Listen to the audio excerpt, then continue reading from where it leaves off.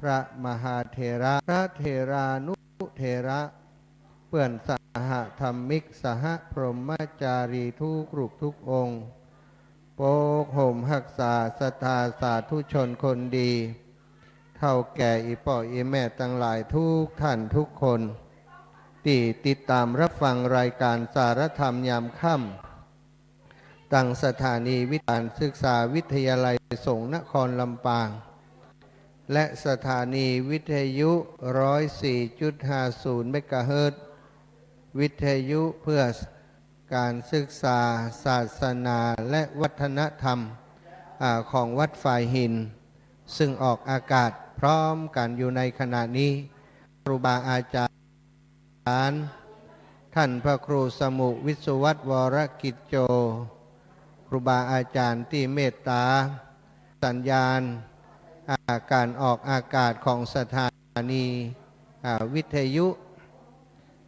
จากสถานที่จัดกิจกรรมสมโพธิกฐินสามัคคีที่วัดอำเภอเมืองปานจังหวัดลำปางญาติโยมอีพ่ออีแม่ทั้งหลายที่ติดตามรับฟังรายการสารธรรมยามค่ำตั้งสถานีวิทยุโดยเฉพาะ 106.50 เมกะเฮิรตซ์วิทยุเพื่อการศึกษาศาสนาวัฒนธรรมของวิทยาลัยสงฆ์นครลำปางซึ่งก็มีท่านดร.ลำผอ.สถานีน้องแอมพัชริยาฟองจันตาน้องนัทสถาพรสุตาคำช่างเทคนิคของสถานีและน้องดิวอนุพงษ์ตาจีนะก็เป็นช่างเทคนิคของสถานีร่วมโดยช่วยกันดูแลสถานีของเฮาให้เป็นสถานีที่ถ่ายทอดในเรื่องของธรรมะเนาะเกือบจะ7-8 ชั่วโมงต่อวันมีผู้ติดตามมากมายถือว่าเป็นสถานีที่เป็นกระบอกเสียงเกี่ยวกับงานบุญงานกุศลมาโดยตลอดและโดยเฉพาะเป็นสถานีวิทยุเพื่อการศึกษาของจังหวัดลำปางของเฮาโดยสถาญาติโยมก็ขอบคุณอีปออีแม่เนอติดตามรับฟังรายการอยู่ตั้งบ้านตั้งจองวันนี้อาตมาภาพปาอีปออีแม่มาแอววัดทุ่งโป่งหมู่ที่1ตำบลเมืองปานอำเภอเมืองปานจังหวัดลำปางซึ่งเป็นวัดบ้านเกิดของอาตมาภาพวันนี้ครูบาอาจารย์สมปานเจ้าอาวาสที่ปรึกษาเจ้าอาวาสวัดทุ่งโป่งและศรัทธาญาติโยมปอน้อยปอนานปออาจารย์มัคคณายกศรัทธาญาติโยมพี่น้องบ้านทุ่งโป่งของเฮาเปิ่นมาร่วมกันอยู่ที่วิหารของวัดทุ่งโป่งแห่งนี้เพื่อจะร่วมกันประกอบพิธีอบรมสมโภชกฐินสามัคคีซึ่งจะทอดถวายในวันพรุ่งนี้เป็นกฐินสามัคคีที่มีวัตถุประสงค์ในการนำปัจจัยไปสร้างเมนของหมู่บ้านของชุมชนของเฮาขณะนี้ยังรอยังศรัทธาญาติโยมที่เปิ่นยังทยอยกันเดินทางมาอยู่ศรัทธาสัก20:30เนาะก็จะเริ่มประกอบพิธีทางศาสนาเอาละวันนี้เฮาพบปะกันวันที่22 เดือนตุลาศักราชพระพุทธาได้2567พระวสาศรัทธาญาติโยมพบปะกันแล้วก็จะป้าเฒ่าแก่อีพ่ออีแม่พี่น้องติดตามรับฟังรายการทุกวันยกเว้นวันพุธและวันอาทิตย์นะสวดมนต์ไหว้พระทำวัดเย็นเหี่ยก่อนเนอะทำวัดเย็นโดยสังเขปเนาะบางพ่องบางคนท่านอาจารย์เข้ารายการบสวดมนต์แห่มเมาะอีแม่ท่าอยู่นี่นะย่าแม่ย่าปุ๋ยพ่อพรหมมาเนอะเอาเตรียมตัวตั้งใจไหว้พระสวดมนต์พร้อมกันกราบพระพร้อมกันเนอะกราบ1พุทโธเมนาโถกราบ2ธัมโมเมนาโถกราบ3สังโฆเมนาโถ อิมินาสการเรนะพุทธังอภิปูชยามิอิมินาสการเรนะธัมมังอภิปูชยามิอิมินาสการเรนะสังฆังอภิปูชยามิอะระหังสัมมาสัมพุทโธภะคะวาพุทธังภะคะวันตังอภิวาเทมิกราบ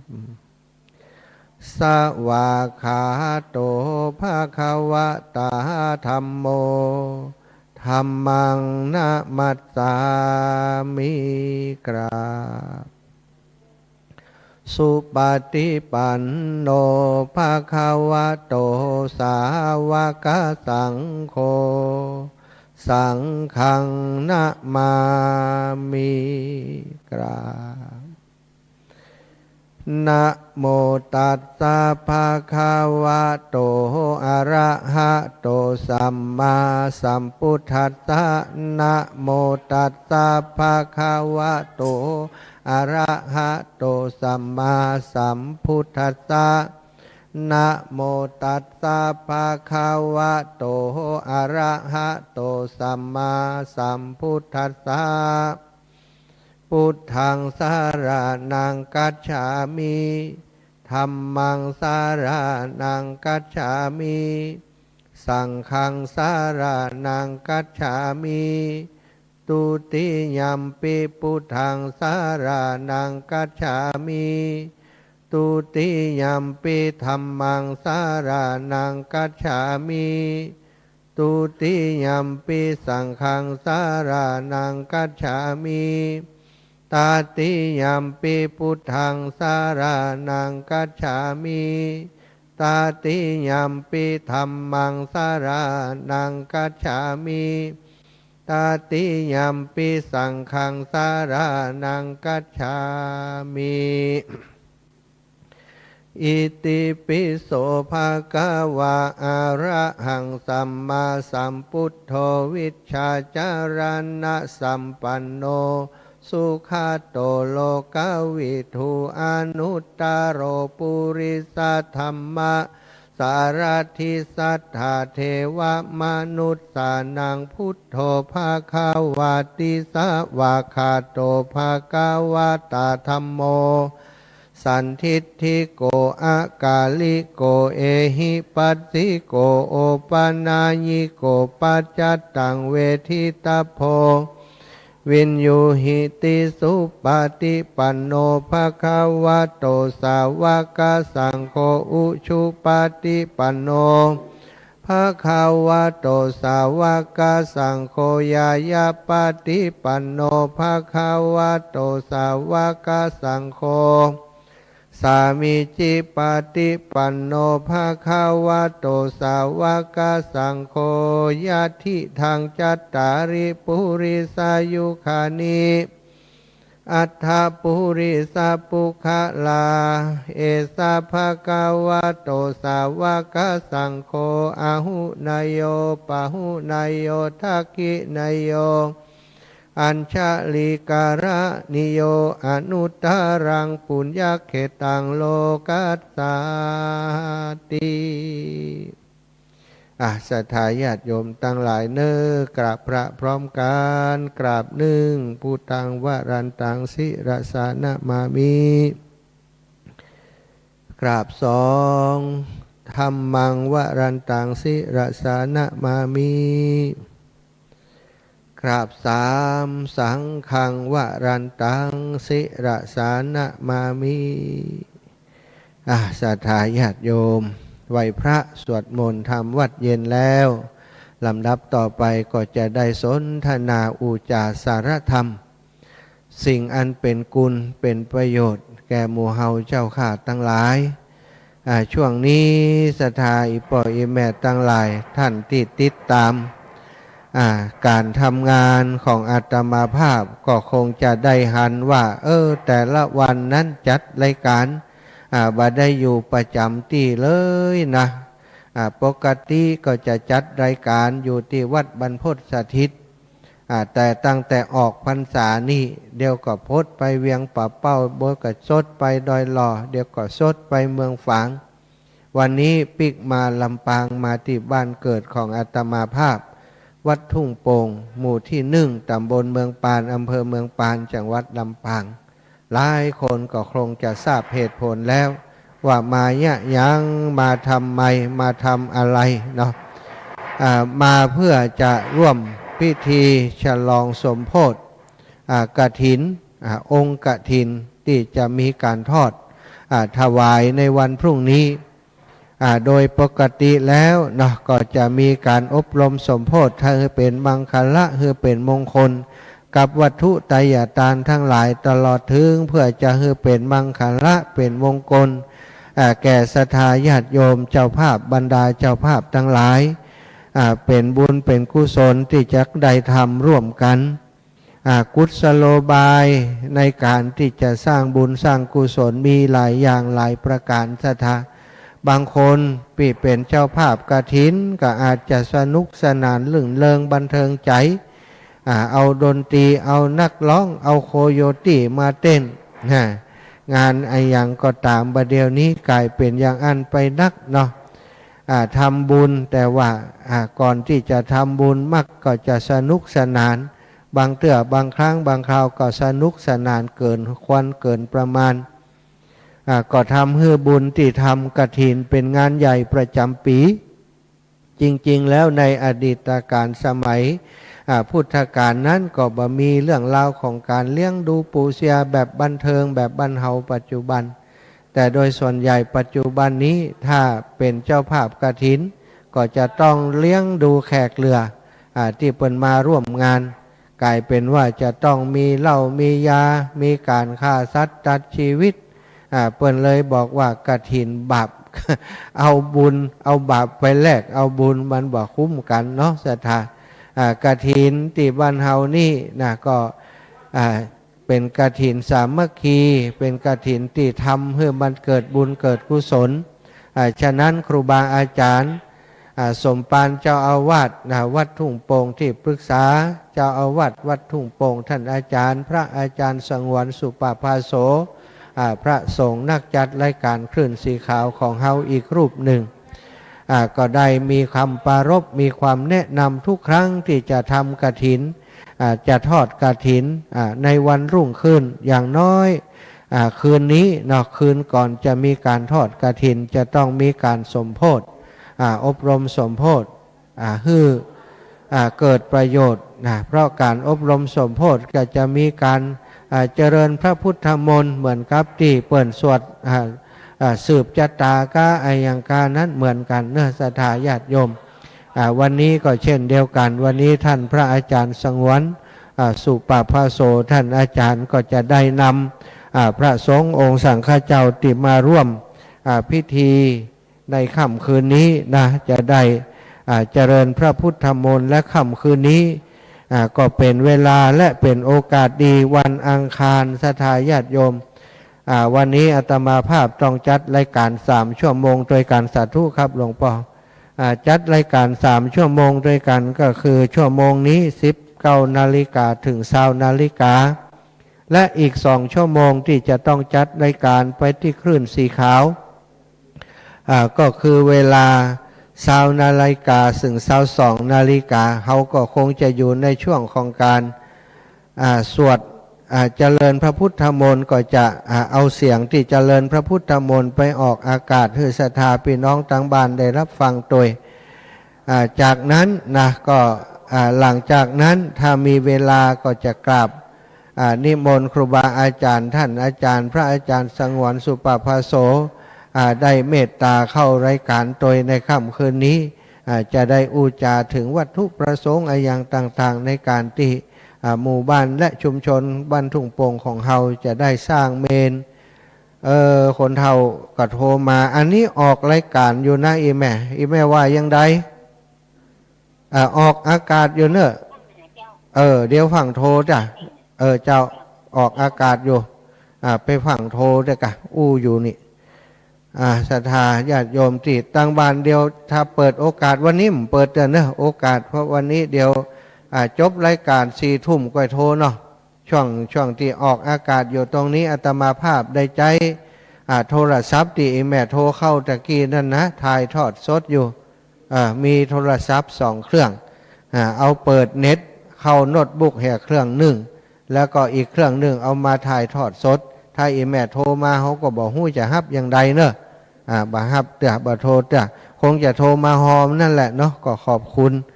ที่จะโทรมาให้มาหอมกันตอนนี้ปออาจารย์ก็มาพร้อมแล้วศรัทธาญาติโยมก็มากันหลายละเนาะศรัทธาแม่มานั่งตั้งเพกมานั่งตั้งเพเลยมานั่งตั้งเพบ่ได้หันหน้ากันมานั่งไกลๆเพขยับเก้าอี้ก็เอามาไกลๆเลยมานั่งไกลกันบ่ได้ออกภาพนี่นะโอ้นั่งยัดแจงวะน่ะ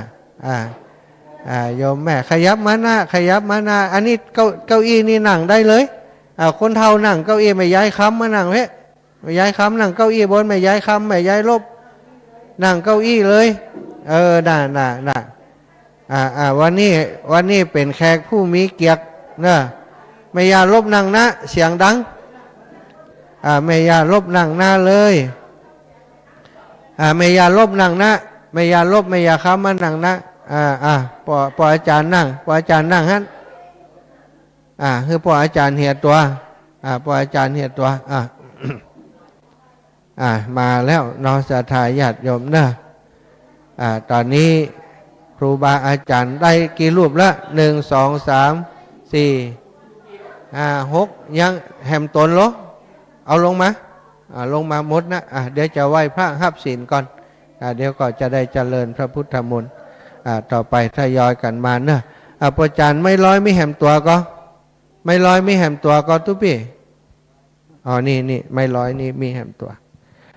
ท่านอาจารย์ฮัลโหลพอเราออกก็อันนี้จะถ่ายทอดออกอากาศฮัลโหลแล้วปอาจารย์ฮัลโหลก็เดี๋ยวจุดธูปเทียนบูชาพระรัตนตรัยเจ้าภาพมาก็ขอเรียนเชิญพระมหาสมชาติชาตปัญโยจุดธูปเทียนบูชาพระรัตนตรัยนะ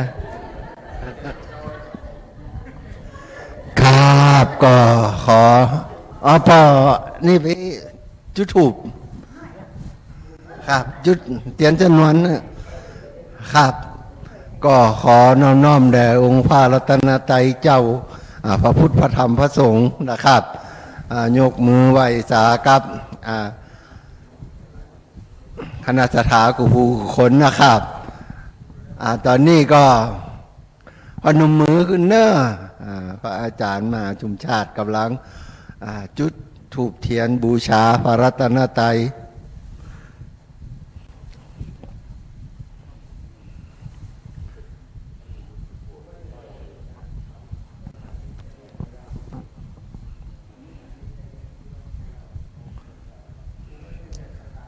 ครับ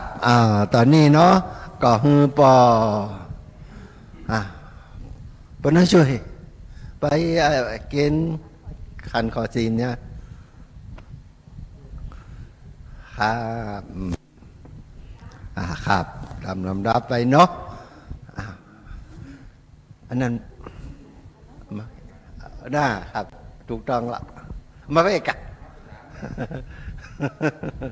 เอาตามธรรมเนียมเป็นหน่อยกันครับ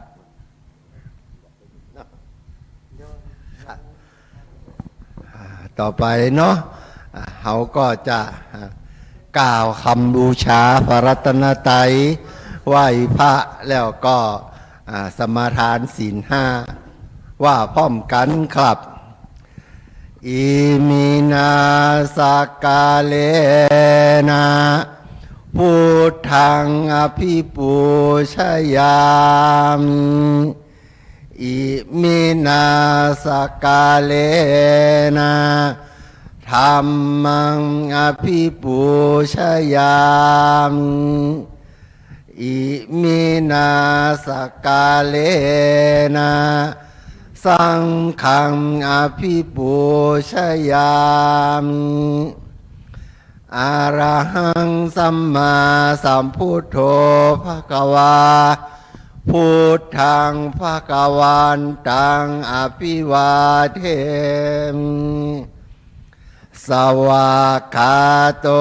ภควตาธัมโมธัมมังนัมสสามิ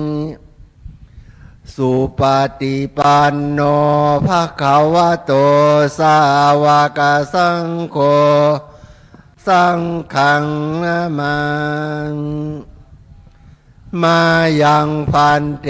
ติสาลาเนนะสหปัญจนิยาจามาตุติยามปีมายังพันเตลาเนนะสหปัญจศีลานิยาจามาตาติยามปีมายังพันเตลาเนนะสหปัญจศีลานิยาจามะนะโมตัสสะภะคะวะโตอะระหะโตสัมมาสัมพุทธัสสะนะโมตัสสะภะคะวะโตอะระหะโตสัมมาสัมพุทธัสสะนะโมตัสสะภะคะวะโตอะระหะโต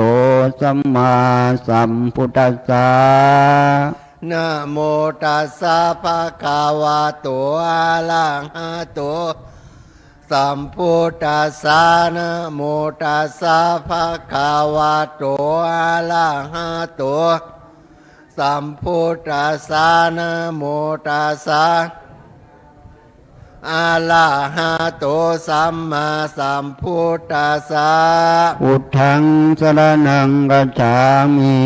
พุทธังสรณังคัจฉามิธัมมังสรณังคัจฉามิธัมมังสรณังคัจฉามิสังฆังสรณังคัจฉามิสังฆังสรณังคัจฉามิตุติยัมปิพุทธังสรณังคัจฉามิ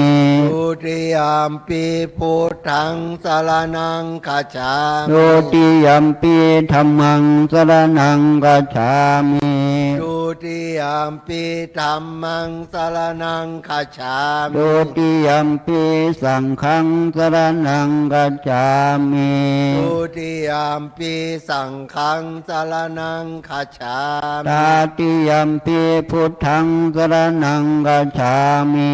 ตาติยัมปิพุทธังสรณังคัจฉามิตาติยัมปิธัมมังสรณังคัจฉามิตาติยัมปิธัมมังสรณังคัจฉามิตาติยัมปิสังฆังสรณังคัจฉามิตาติยัมปิสังฆังสรณังคัจฉามิปานาติปาตา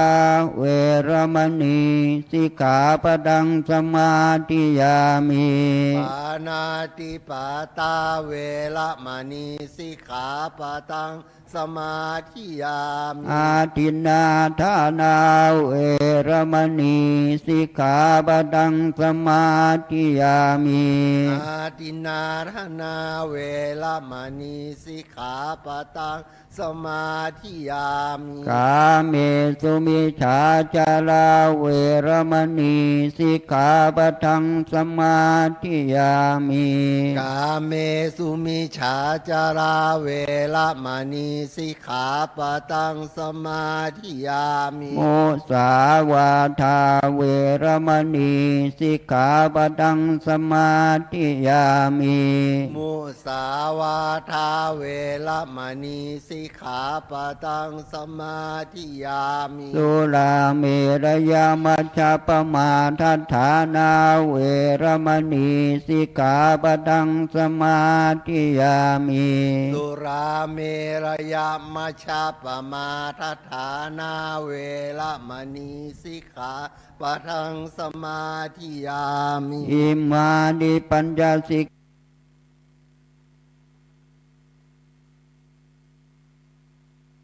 ตัสมาธิลังวิโสทะเยสาธุ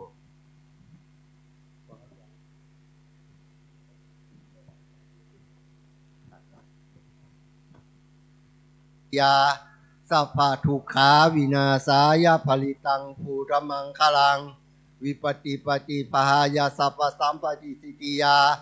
สัพพะพยาวินาศายาภลิตังภูรมังคลังวิปติปฏิภายาสัพพสัมปติสิทธิยาสัพพะโรคาวินาศายาภลิตังภูรมังคลังปริตัวนะเมตังสะเมตาภาทันตาอวิคิตาจิตาปริตังพนันตุสักเคกัมเมจารุเปกิริสิกรตเตจันตาริเกวิมาเนอิเประเทจะกัมเมตารุวนาคาหะเน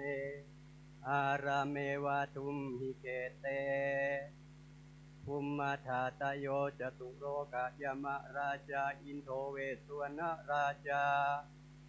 อริยเมตโยโพธิสัตวกาตโยอริยสาวกาจะปุถุชนากัญญาณาจะสัมมาทิฏฐิเยวะพุทเทปัสสนาธัมเมปัสสนาสังเฆปัสสนาพุทเทสักการวาธัมเมสักการวาสังฆสักการวาอิโตทานะโตยวะปรัมปรายิมัสสมิงสุจักวาเรสุเทวตายังมุนิวรวจนังสาธโวโนสุนันตุธรรมสวนาการโรอายัมภะทันตาธรรมสวนาการโรอายัมภะทันตาธรรมสวนาการโรอายัมภะทันตา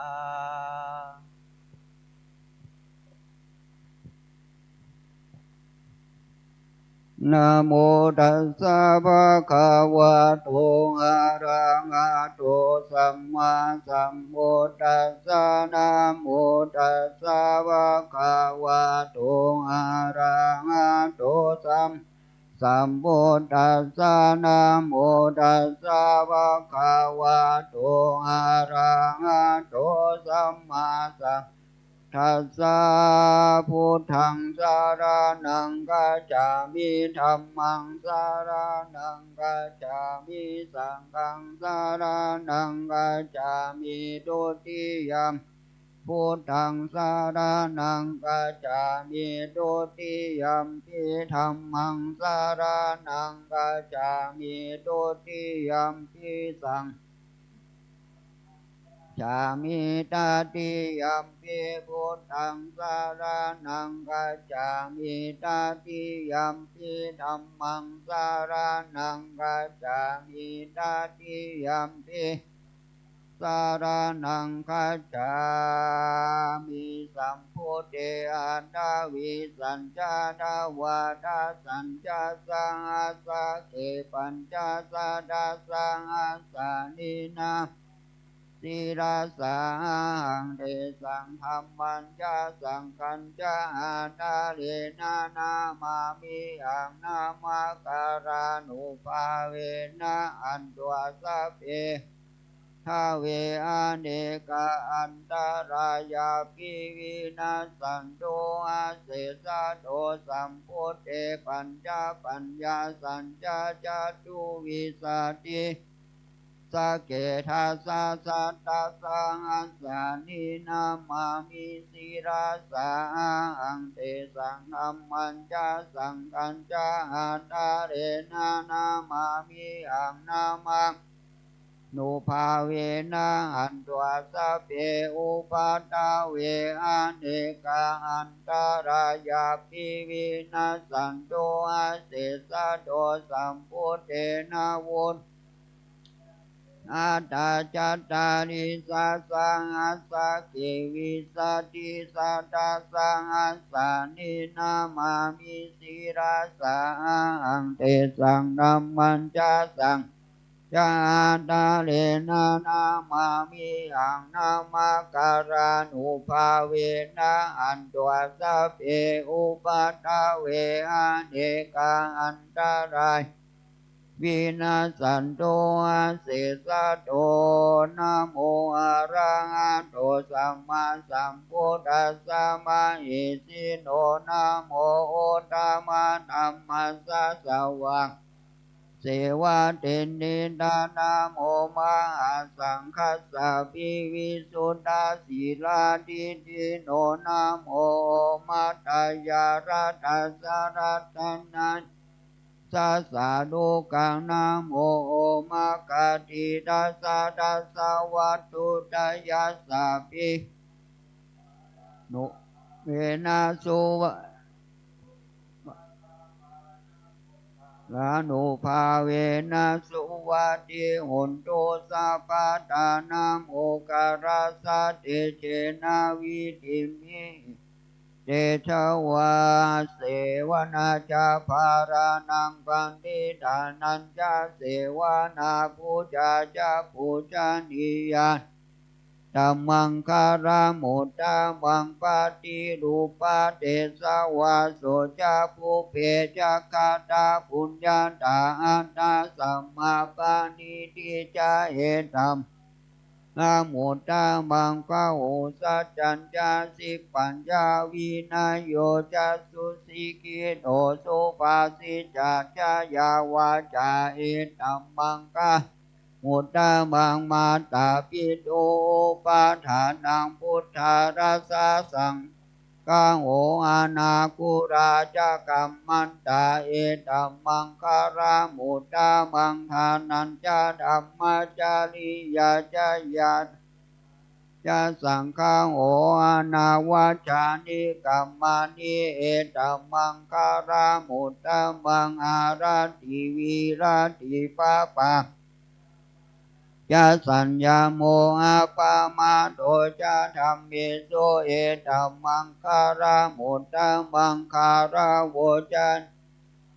จะสันตุเตจะกัตตัญญูตากาเลนะธรรมัสสวานังเอตัมมังคารามุตตะมังคันติจะโสวาจัสสะตาสัม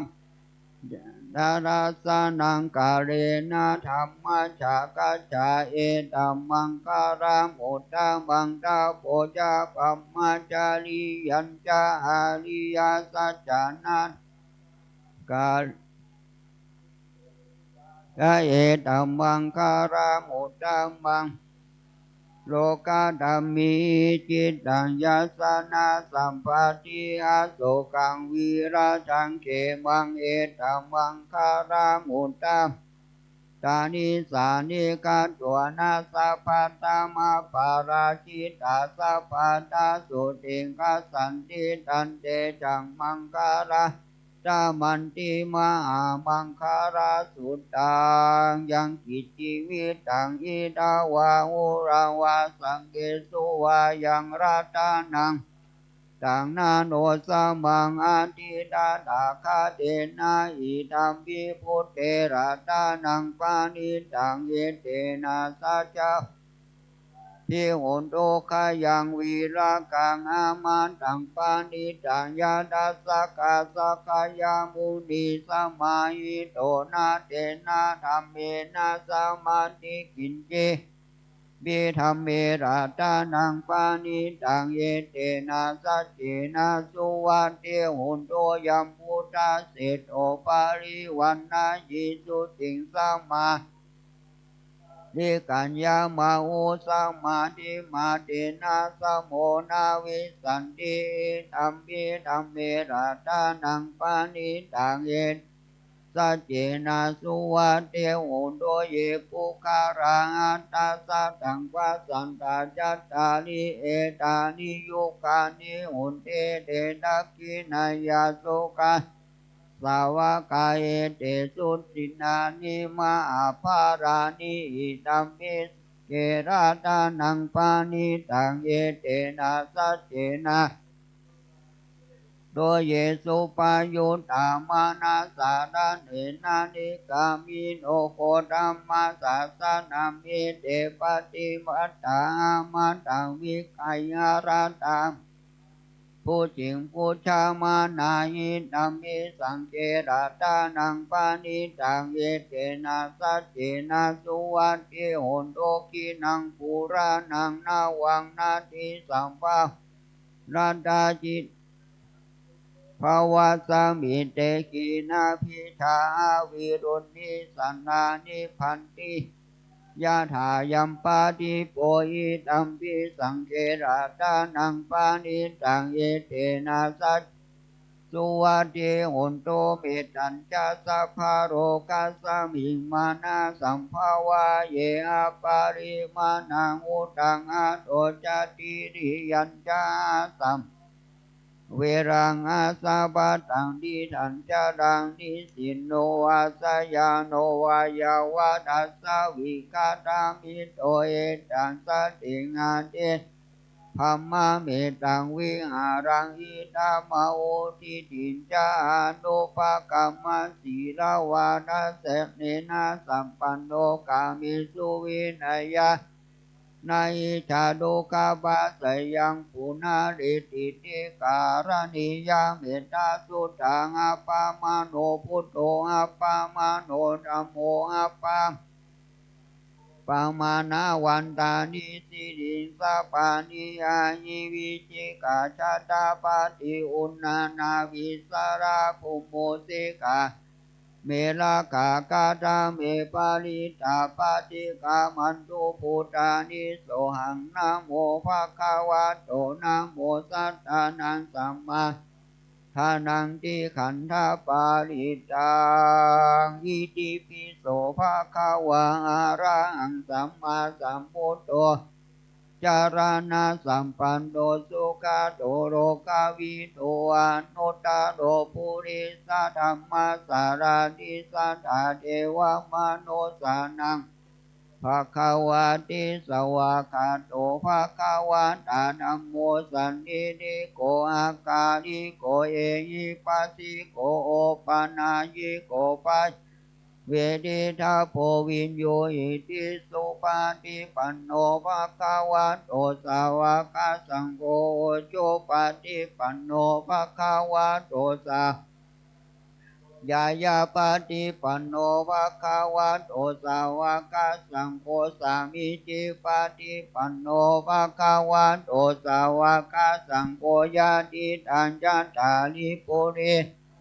กานิยัตตาปุริสปุคาราเอสาวะคะวะโตสาวกสังโฆอังอุนยโยปังอุนยโยดักขินัยอัญชาลิการานิโยอนุตตรังปุญญเกตังโลกัสสาติปะหุงสังอัสสมาปินิมิตาสาดังคาริเมฆาดังอุทิตะโกรัสเสนามาดังธานาทิธรรมาวิธินาสิตาวามุนินโดดันเตสัสสะตุเตชะยังมังคารานิมาราธิเดกามาพิโยจิตาสัพพาราติงโกรัมปนาราวากามคามาทัตยากังกันทันดาวิทินาสิตาวามุนินโดดันเดสัสสะภวันตุเตชะยังมังคารานินาราคิลิงคาชาวารังอติพุทธังทาวากิจักกังมัสสนิวาสุทารุนันดังเมตตามุเสกาวิทินาสิตาวามุนินภาวันตุเตชะยะมังคารานิอุกิดาคาคามาติงัตตาสุทารุนันดังนาวันติโยจนาปะดังคุริมาราอินดีพิสังฆาตามโนสิตาวามุนินโดดันเดสัสสะภาวันตุเตชะยะมังคารานิกัตวนาคาตามุตาอิวาคาพินิยาจินจายานุตาวาจานังจายกายามาเทสันเตนะโสมาวิทินาวามุนินโดดันเดสัสสะภาวันตุเตชะยะมังคารานิสัจจังวิหายาสัจจกะวาดาเกตุงวาดาปิโรปิดามานังอาติอันตาพุทธังปัญญาปฏิปัจจาลิโตสิตาวามุนินภาวันตุเตชะยะมังคารานินันโดปานันดาพุจกังวิพุตังมาหิติงปุนเตนะเถระพุจเกนะคัมมา โดยอินโดปาเทสาวิธินาสิตาวามุนอินโดดันเดสะสาภาวันตุเตชัยยัง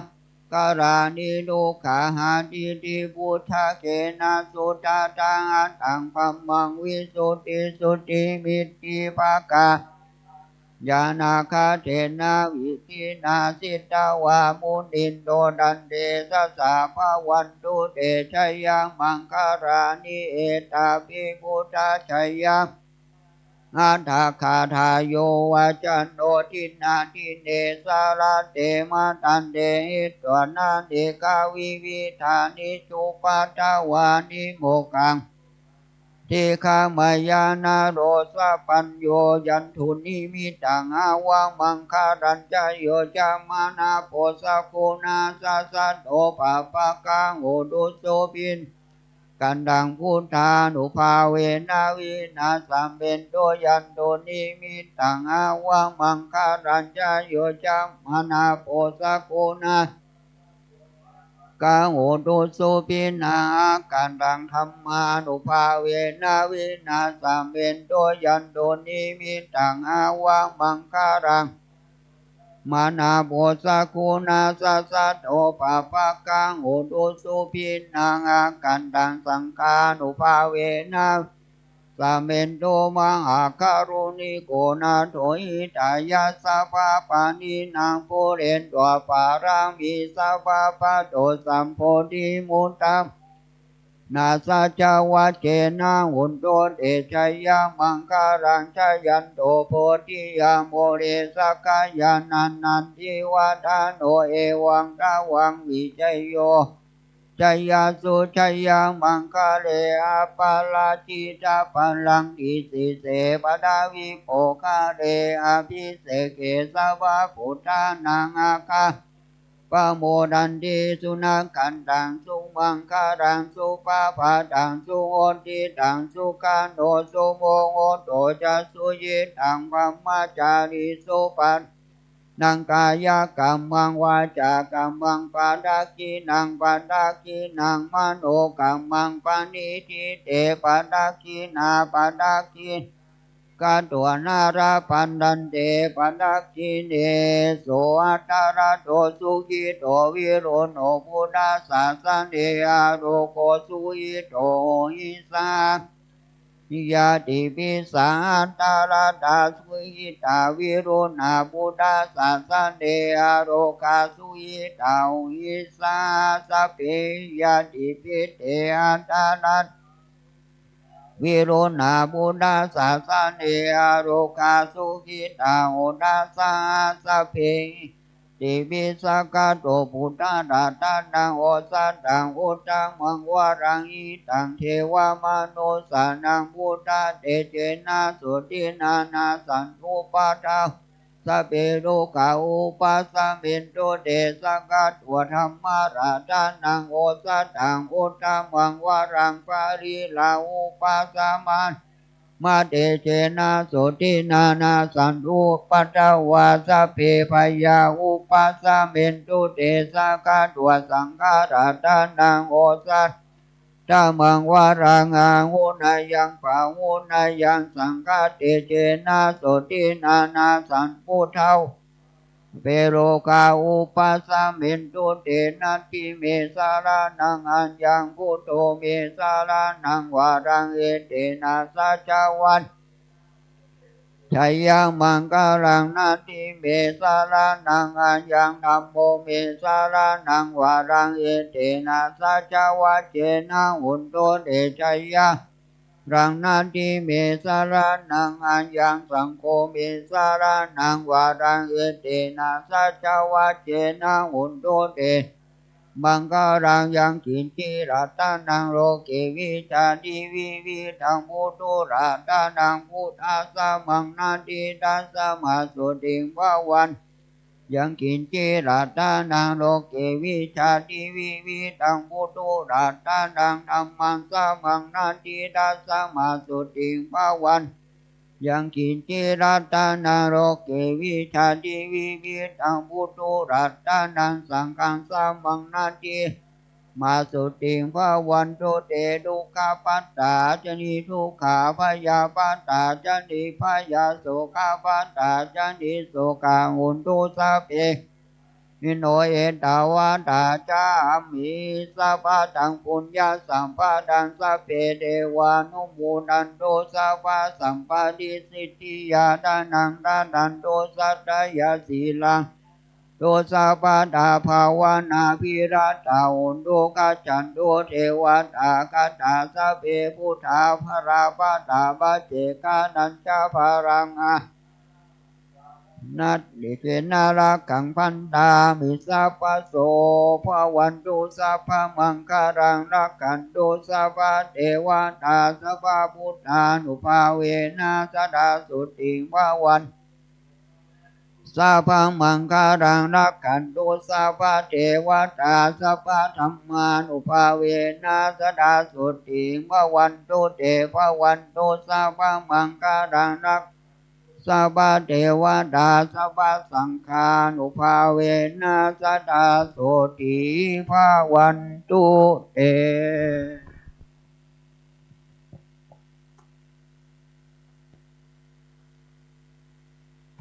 ครับต่อไปเนาะพระอาจารย์สงวนสุภาพโสซึ่งก็เป็นเก้าเป็นประธานในวันนี้นะเพิ่นก็จะได้ตอนนี้ในการสวดเจริญพระพุทธมนต์เจริญพระพุทธมนต์อบรมสมโภชองค์กฐินสามัคคีของพี่น้องศรัทธาวัดตรงโป่งเฮาก็จบลงไปเนื้อศรัทธาญาติโยมวันนี้ได้รับเมตตาจากครูบาอาจารย์ท่านพระอาจารย์สงวนสุภาพโสสมที่ปรึกษาสมปานเจ้าอาวาสวัดทุ่งโป่งของเฮาท่านพระอาจารย์เป็นพระมหาเถระที่มีอายุพรรษาการสูงศรัทธาญาติโยม30 กว่าพรรษา40 พรรษาจะเข้ามาแล้วท่านอาจารย์มีความประสงค์จะปลีกวิเวกนะได้ลาจากวัดที่เปิ่นเคยพัฒนามาอดีตเดิมอยู่ที่วัดพระเกิดที่อำเภอวังเหนือต่อมาได้ติดตามหลวงปู่พระราชจินดานายกมาพัฒนาที่พระธาตุม่อนเวียงได้นิมนต์มาเป็นเจ้าอาวาสทุ่งโป่งกระตึงมาเป็นเนาะเปิ่นก็ขอเป็นที่ปรึกษาได้ทำงานที่เปิ่นได้มีความตั้งใจเนาะได้ปลูกป่าได้พัฒนาพี่น้องเจ้าบ้านได้อบรมศีลธรรมกรรมฐานคือกับพี่น้องเจ้าบ้านท่านอาจารย์เป็นผู้อาวุโสหลายด้านศรัทธาญาติโยมเป็นพระวิปัสสนาจารย์ลูกศิษย์หลวงปู่ทองนะไปอยู่กับหลวงปู่เป็นผู้มีความรู้หลายด้านมาเป็นที่ปรึกษามาเป็นเก้าเป็นโคกคือวัดตรงโป่งของเราเป็นเวลาหลายปีแล้วทุกปีเนาะท่านอาจารย์พยายามจะรักษาวัฒนธรรมประเพณีที่มีกับบ้านกับจองของเขาบอกว่าเป็นกินข้าวสลากหากไม้งานประเพณีส่งน้ำพระธาตุงานตักบาตรเทโวอโรหานะซึ่งหลวงปู่พระราชจินดานายกได้ปรารภและก็สร้างทำไว้ท่านอาจารย์ก็ได้สืบต่อปีนี้นะท่านอาจารย์และก็ครูบาอาจารย์รักษาการเจ้าอาวาสและคณะศรัทธาเพื่อนมีความประสงค์ที่จะสร้างเมนไว้กับหมู่บ้านของเขาชุมชนของเขาก็ได้ปรารภหารือกับทางผู้นำหมู่บ้านท่านผู้ใหญ่บ้านท่านผู้ใหญ่ฟองคำลับมากแล้วก็ทางปน้อยปนานพวกอาจารย์ของวัดตรงโป่งของเขาก็มีมติเป็นเอกฉันท์กันว่าเขาจะได้สร้างเมนนี่การสร้างเมนก็จะต้องมีสตังค์ถ้าบ่มีสตังค์ก็สร้างบ่ได้สถานฉะนั้นก็เลยได้จัดพระป่าสามัคคีกฐินสามัคคีขึ้นโดยมีลูกหลานที่เปิ่นไปตั้งความปรารถนาว่าถ้าเปิ่นสร้างเมนบ่ได้เจ้าจะหอมเปิ่นก็คือโยมน้องโยมหลานเนาะลูกหลานนี่แหละพระนิดาหน้าอ่อน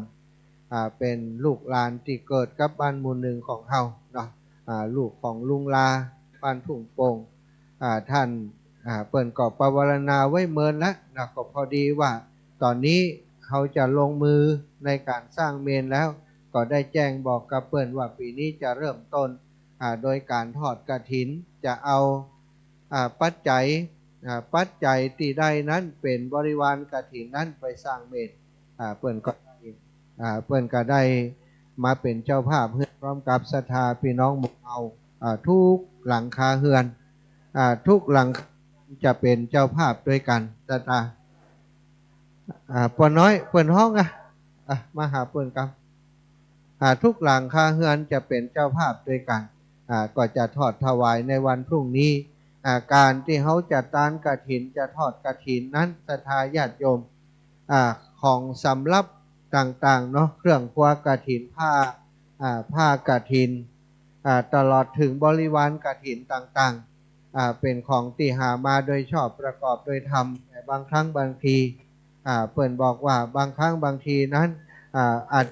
คืนตีต่ำอาจจะได้ย่ำตีสูงได้ต้องใกล้เตียวกายยังได้ก็ดีมันอาจจะเป็นของตีตกตีต่ำมันบ่เหมาะบ่ควรที่จะถวายสงฆ์ก็เลยมีการอบรมสมโพธิขึ้นอบรมเพื่อจะ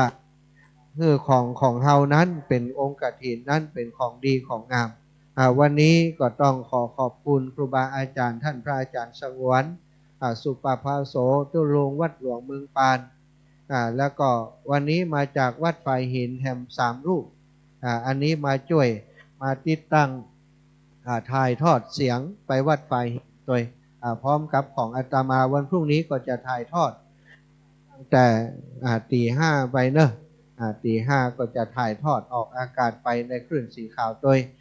ก็เดี๋ยวนี้ตอนนี้ที่อู้นะอู้ขั้นรายการก็เดี๋ยวจะเข้ารายการไปที่เชียงใหม่เข้ารายการไปที่เชียงใหม่แห่ง2 ชั่วโมงซึ่งช่วงที่เข้ารายการนั้นศรัทธาญาติโยมก็จะได้นิมนต์ท่านอาจารย์พระอาจารย์สงวนสุปภาโสได้เมตตาแสดงพระธรรมเทศนาสัมโมทนียกถาเกี่ยวกับกฐินมีประโยชน์อย่างใดมีอานิสงส์อย่างใดแล้วก็สิ่งที่เฮาคิดเฮาสร้างเฮาทำกันนั้นมีประโยชน์ต่อหมู่บ้านชุมชนของเฮาอย่างใดปกติก็จะเอาตังมาพัฒนาวัดแต่ครั้งนี้เฮาได้อู้กันครูบาอาจารย์ได้มามีมติร่วมกันว่าอาจจะช่วยพี่น้องเจ้าบ้านในการสร้างเมนในหมู่บ้านในชุมชนของเฮาก็ได้ใจร่วมกันตู้เจ้าบัดได้ใจก็บ่เป็นหยังแต่ศรัทธาญาติโยมทั้งหลายถ้าหากเขาวันหนึ่งดับจิตจากไปก็จำเป็นจะต้องใจในสิ่งที่เขาได้ทำได้สร้างไว้มันมีความภูมิใจว่าเขาได้สร้างเองได้ใจประโยชน์กับคนทั้งหลายปัจจุบันนี้เชื้อเพลิงอย่างก็หายากเนาะอันนี้ก็จะได้ฟังจากครูบาอาจารย์ต่อไปขอพอเวลากันก่อนเนอะพอเวลามันเท่าใดแล้วเวลาตอนนี้จับพอดีกันนี้59เนาะก็ลารายการสำหรับศรัทธาญาติโยมทางลำปางเนอะศรัทธาญาติโยมที่ลำปางทุกท่านทุกคนก็วันนี้อาตมาภาพมาจัดรายการออกสถานที่ที่วัดทุ่งโป่งเนาะก็ขอขอบคุณศรัทธาญาติโยมทุกท่านทุกคนที่ติดตามรับฟังรายการตั้งแต่ต้นจนถึงในขณะนี้ทุกท่านทุกคนเนอะทุกท่านทุกคนอยู่ดีมีสุขได้มีอายุมันขวัญยืนจัตตารโอธรรมาวทันติอายุวันโนสุขังพลังนะช่วงนี้ท่านอาจารย์ได้เตรียมตัวสักกรรมก่อนเด้อศรัทธาญาติโยมศรัทธาอีพ่ออีแม่ที่อยู่ที่นี่เนาะก็เข้ารายการไปด้วยกันกูเตือฟังรายการที่อาตมาภาพจัดท่านอาจารย์สมชาติจัดรายการเพื่อนจัดอยู่ที่ไหนตั้งใดเข้ารายการมาก็จะได้ยินเพลงนี้นะวันนี้ก็ขออนุญาตเปิดเพลงนี้เข้ารายการเฮียก่อนก่อนที่ตังอันคลื่นสถานีต้นทางเพื่อนจะฮับสัญญาณต่อไปเนาะช่วงนี้ก็จะเข้ารายการตามปกติเฮียก่อนเนอะจะทายาติโยมทั้งหลายขออนุญาตฟังเพลงดอกบัวเข้ารายการไปตังเชียงใหม่พร้อมกัน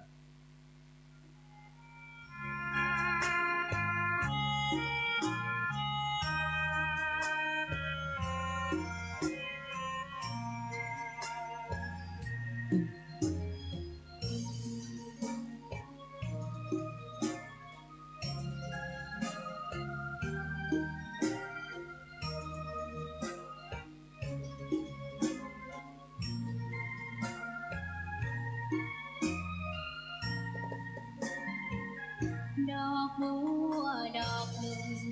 ตึงใจไว้เพื่อบูชาแด่องค์พระศาสดาสัมมาสัมพุทธเจ้ามีความงามเทียบไม่เปรียบเทียบเขาเทียบเราใครมองไม่งามช่างเขาแต่เจ้าก็คือดอกบัวด้วยความสัตย์ซื่อยึดถือความดีเป็นหลักใครรักไม่รักก็ไม่จงปลักมองมัวเมื่อโผล่พ้นน้ำก็เห็นความงามในตัวไม่ยึดติดในตมชั่วขอเป็นดอกบัวดอกดี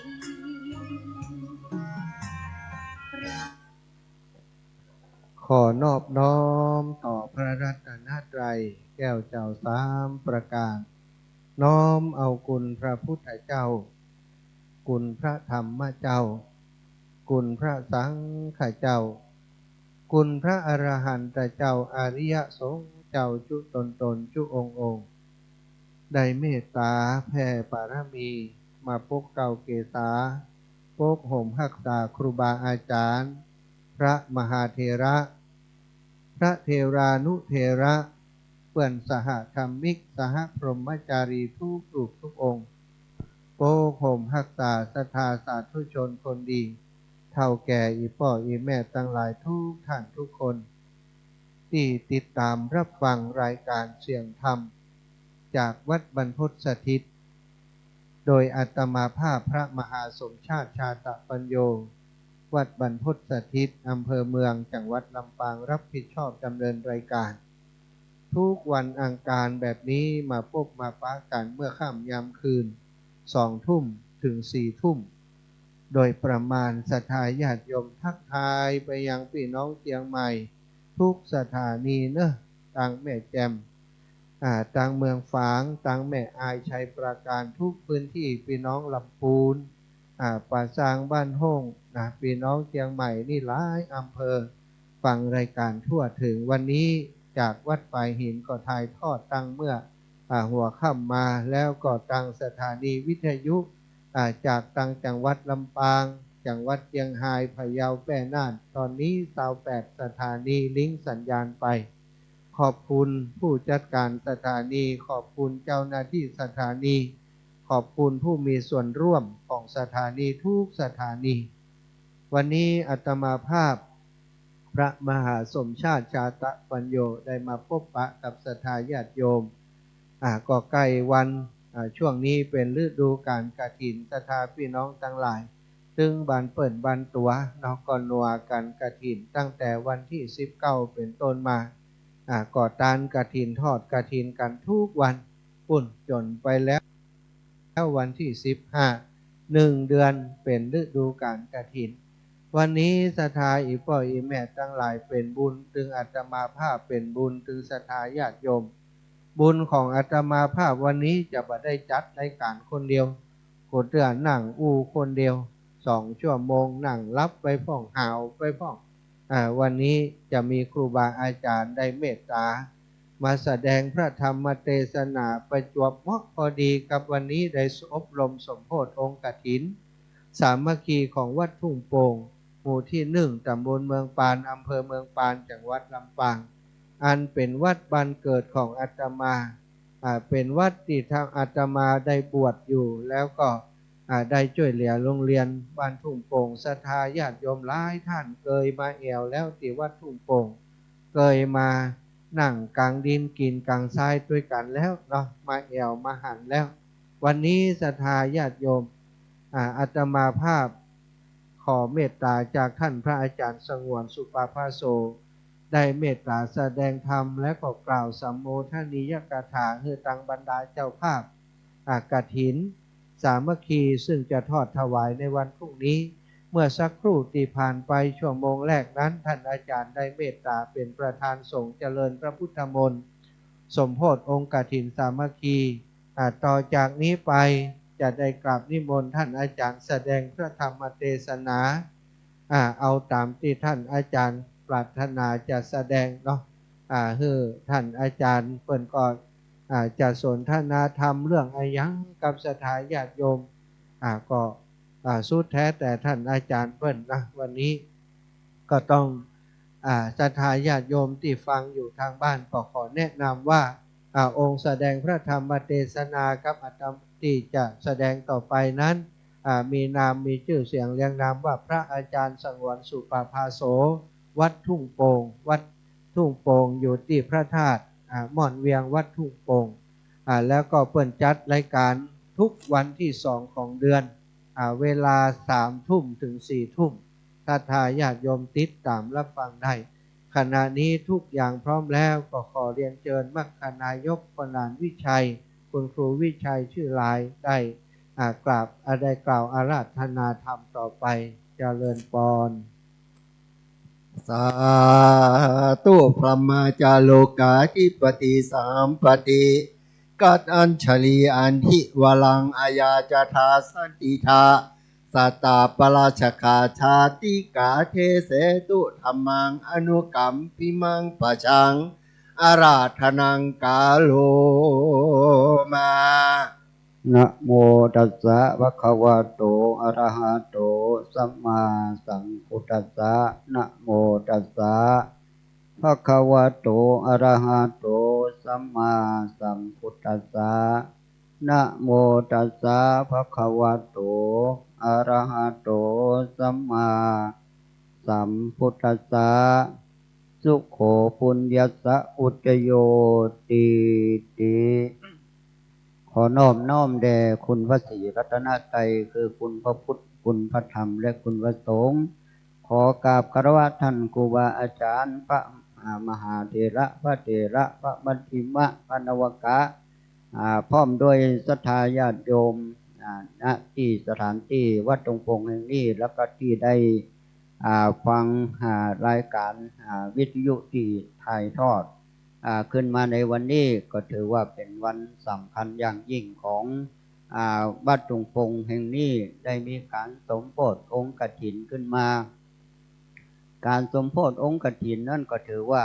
เป็นการชุมนุมหรือว่าเป็นการที่ทำความยินดีทำให้ของกินของทานเป็นของที่บริสุทธิ์พุทธผ่องการสมโภชนั้นมันมี2อย่างที่หนึ่งก็คือเลื่นเริงสนุกสนานมีดนตรีมีอย่างส่วนมากก็มาจากกรุงเทพเนาะมีการเลี้ยงเขาเรียกว่าเลี้ยงกันโต๊ะดินเนอร์อย่างต่างๆอันนี้ก็จัง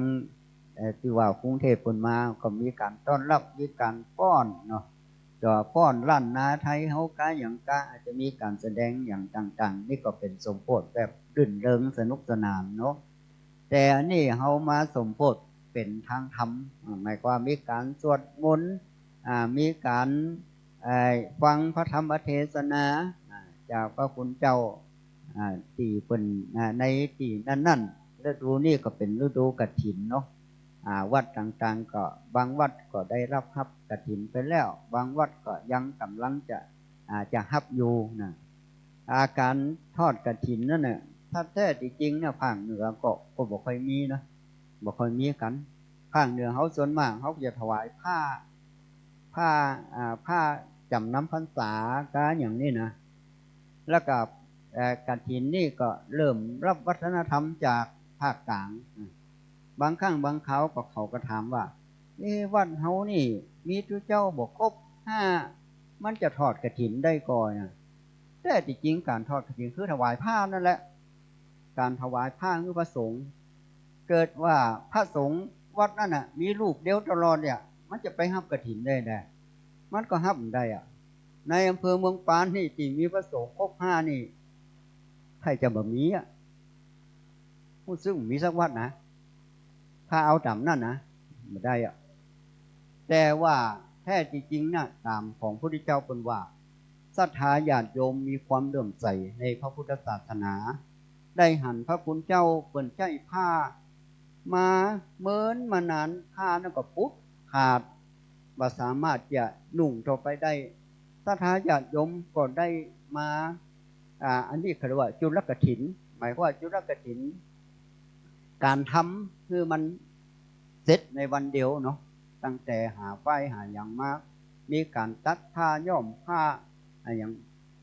ทำสีอย่างของผ้าแล้วก็เอาถวายทุเจ้าที่เพิ่นอยู่วัดนั่นเนาะอันนี้แต่ว่าก็เลยบางผู้บางท่านก็อาจจะไปเข้าใจว่า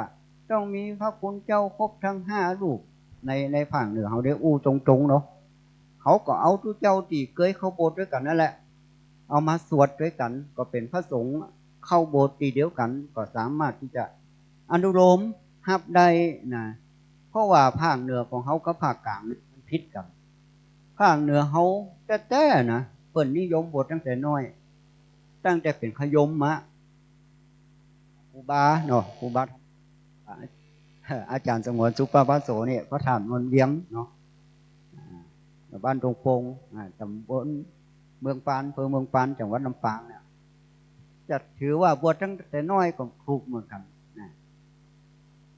เพราะว่าภาคเหนือเขาเปิ่นต้องเป็นขยมมาก่อนสมัยเก่าพระราชบัญญัติการศึกษามันแบบนี้นะใครเรียนจบป .4 ก็ไปเป็นขยมสมัยบัดเดียวนี่มันก็เลยมีพระราชบัญญัติการศึกษาขึ้นมาต้องจบม .6 เนอะ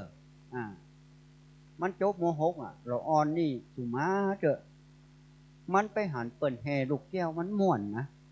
มันก็ไข่แห่ลูกแก้วเหมือนเปิ่น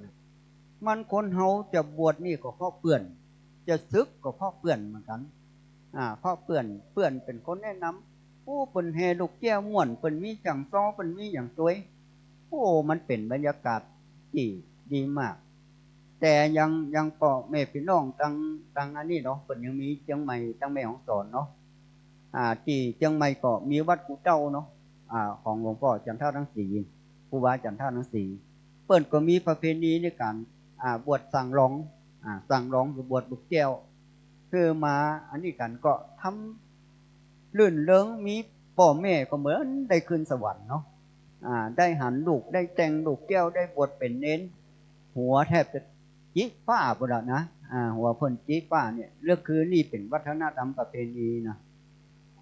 ฉะนั้นกฐินเนี่ยภาคเหนือเขาละก่อนบ่ใครฮู้จักเราใดบางผู้บางท่านก็ไปเข้าใจว่ากฐินต้องมีเป็นเงินเป็นแสนมันบักเกี่ยวนะขอมันมีผ้าเด้อมันมีผ้าจุดประสงค์มีผ้าถวายพระเจ้ามีเงิน5,000เจ้าถวายกฐินได้ก็ได้ก็จะได้ก็ถ้าเฮามีผ้านะเฮามีผ้าสามารถใจได้กฐินมันก็มีกฐินหลวงกฐินหลวงก็คือวัดที่เป็นวัดอารามหลวงเนาะพระเจ้าอยู่หัวเปิ่นก็ประทานแค่ผ้านะเปิ่นจะเงินฮื้อนะเปิ่นเอาผ้าฮื้อน่ะนอกนั่นก็ไปหาเองถ้าหากว่าได้ที่ญาติโยมที่เป็นบริษัทเป็นอะไรอย่างเปิ่นสามารถมีกำลังทรัพย์นักวัดนั่นก็ได้นักแต่ถ้าหากว่าที่ไหนมันบ่มีนักก็ไปตามนั่นเขาจะไปคิดว่ากฐินหลวงจะได้นักบ่ใจนะแล้วมันจะมีกฐินลาภก็หมายความว่า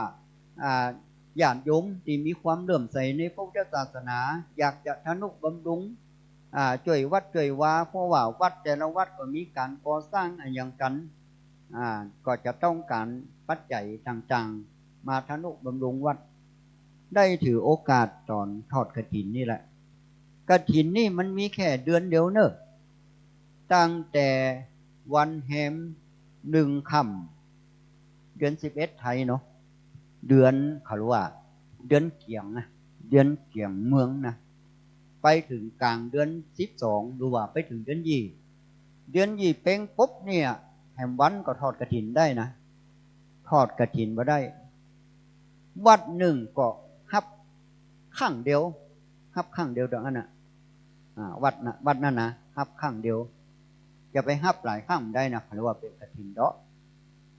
ตัวเจ้านี่จะไปอู้เปิ่นก็ได้นะโยมเอากฐินมาถอดวัดอาตมาเลยได้นะไปแนะนำคนอื่นก็ได้ไปแนะนำว่าโยมบอกให้โยมคนนั้นมาถวายกฐินวัดอาตมาเด้อได้ นอกจากเปิ้นจะมีกำลังมาถอดเองมันเหมือนผ้าป่านะผ้าป่านี่สามารถจะถอดวันใดก็ได้4 เดือนวันใดหมดแล้วก็มันมีกฎเกณฑ์เหมือนกฐินนี่เรียกว่าการทานมีจำกัดหมายความตั้งแต่ออกพรรษาแล้วเนาะออก1 ค่ำแฮม1 ค่ำเดือนเกี่ยงไปถึงเดือนยี่เป็งนั่นก็คือฤดูของกฐินบัดเดี๋ยวนี้เขาก็มีสลากของมีอย่างวัดวาอารามวันนี้ก็ไปสลากที่วัดตุงซานเนาะสลากนี่ถ้าเป็นภาคกลางเนี่ยพุ่นจากเข้าพรรษาเพิ่นจะทอดตอนที่มีผลหมากหลากไม้เปิ้นก็จะนิมนต์ทุกเจ้าเตรียมอาหารกันกินยังไปเตรียมผลหมากหลากไม้ไปแล้วก็ทุกเจ้าจกได้อย่างใดก็เอาไปถวายแต่ต้องถวายก่อนเพลนะทุกเจ้าเพิ่นก็หลังจากฉันเรียบร้อยเพิ่นก็เอาผลหมากหลากไม้ไปด้วยนี่คือประเพณีของภาคกลางเรียกว่าสลากกพัดฉะนั้นกฐินเนี่ยมันก็เกี่ยวกับผ้าคนที่ถวายผ้าเป็นคนแรกในพระพุทธศาสนาก็คือพระนางวิสาขานี่เป็นมหาอุบาสิกาที่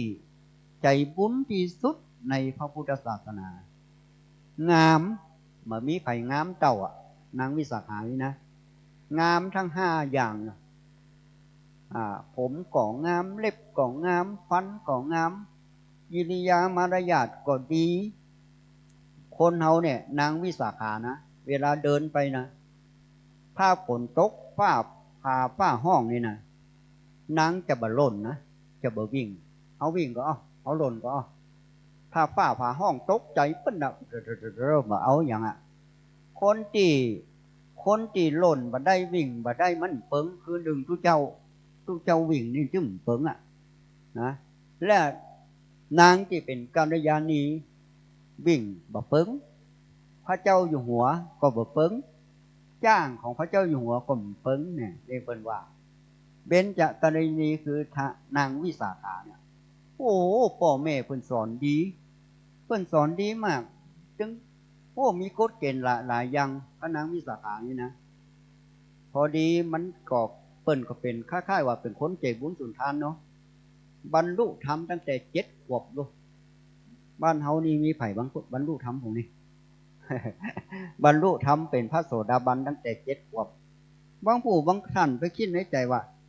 คนบรรลุธรรมจะต้องนุ่งขาวห่มขาวก็โธ่จำศีลภาวนาใจเนอะนางวิสาขานี่ยังแต่งอยู่นะยังทาลิปทาแป้งยังทำเครื่องประดับแต่งตัวเวลาแห่ยังก็มีความยินดีปีดาอยู่ในการทำบุญคือยังเป็นพระโสดาบันอยู่ความโลภความโกรธความหลงนี่ก็ยังมีอยู่นะแต่ว่าบ่ผิดศีล 5ถ้าพวกเขาอยากจะรู้ว่าเจ้าเป็นพระโสดาบันก็ถ้ายุงคบนี่นะตบโบนี่มันเป็นผิดศีลข้อ 1ทันทีเลยเนี่ยได้อาจารย์คอยรูปเอากะ รูปเอากะแต่คนเฮานี่นิสัยมันบางทีมันติดนิสัยมาเนาะบ่กองยุงคบนี่ก็ตบโบเอาล่ะบางทีมันอาจจะเป็นพ่อแม่เฮาในอดีตชาติก็ได้นะมันแน่เนาะเฮาอาจจะฆ่าพ่อฆ่าแม่ก็ได้อันนี้เพิ่นก็เอาลูกแม่เปิ้นมีที่ครูบาอาจารย์เพิ่นก็เล่ากันมาเหมือนกันน่ะสักกายทิฏฐิบ่ถือตัวถือตนนึกถึงความตายตลอดว่าเฮาจะต้องตายวิจิกิจฉาบ่สงสัยในเรื่องบุญเรื่องกุศลในเรื่องบาปบุญเรื่องนรกสวรรค์มีข้อสงสัยแต่เฮาทุกวันนี้นะมันยังสงสัยอยู่นะเพราะว่าที่ฟังทุกเจ้าเพิ่นว่าได้ทุกเจ้าเพิ่นว่านรกมีจริงเพิ่นว่าสวรรค์มีจริงก็เชื่อตามทุกเจ้าน่ะแต่พระที่เป็นพระโสดาบันนี่บ่จำเป็นจะต้องทุกเจ้าจะบอกเปิ้นเป็นโดยอัตโนมัติจะไปเปิ้นไปเชื่ออย่างอื่นนี่เปิ้นเอาพระพุทธพระธรรมพระสงฆ์เป็นที่พึ่งที่ระลึกพระโสดาบันเนี่ย และศีลพัสปมาทนี่หมายถึงว่าเปิ้นบ่ผิดศีลนะอยู่ตามศีลตามธรรมมันก็ชอบงามอยู่นะไม่ใช่ว่ามันชอบงามหันคนนั้นเอ้ยหล่อดีเฮ้ยคนนี้งามดีลูกแต่เปิ้นผิดศีลนะ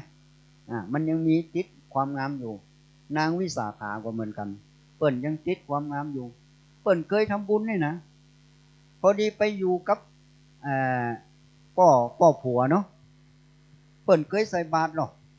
ป่อผัวนี่ใส่บาตรหันทุกเจ้ากายไปก็เฉยเพราะมันเคยเนี่ยนะนางวิสาขาเคยเนี่ยมาก่อนนางวิสาขาก็ได้ว่ากินของเก่าถ้าเราป่อผัวต้องบัดพอใจสักหน่อยเข้าเขาก็ไม่มันจะกินของกะว้าหรอเข้าก็ยังอุ่นอยู่อาหารก็ยังอุ่นอยู่แล้วมันไอ้ลูกสะใภ้มันจะได้ว่าเขากินของเก่าได้อย่างไรในที่สุดเพิ่นก็เลยมาทำละกันว่าที่กินของเก่าเพราะกินบุญเก่านะมันบ่ได้เติมบุญใหม่นะแล้วแปลกว่าคนเฮานี่นะการใส่บาตรที่ง่ายที่สุดเป็นการบำรุงพระพุทธศาสนาบ่ต้องไปเสี่ยงเงินนะเช่นเขาแกงแค่ก็แกงอย่างก็ได้แกงผักกาดก็ได้เขาแบ่งส่วนหนึ่งมาใส่บาตรเข้าโดยเฉพาะวัดวาดามต่างๆนี่มันจะมีพระเจ้านักหรอก็เอาเข้าใส่แกงใส่แค่นั่นน่ะแต่ส่วนมากมันจะถวายที่พระเจ้าประทำนะบ่ฮู้คนเฮาบางทีเขาได้โจกเขาได้ลาบเขาได้รวดเร็วแต่เนี่ยของที่บ่รวดเร็วถวายอาหารเนี่ยปัจจัย4นี่สำคัญปัจจัย4มันมีอย่างมีอาหารของกินของว่าเนี่ยเจ้าก็ต้องลงเพราะว่าวัดต่างๆเนี่ยถ้าบ่มีศรัทธาญาติ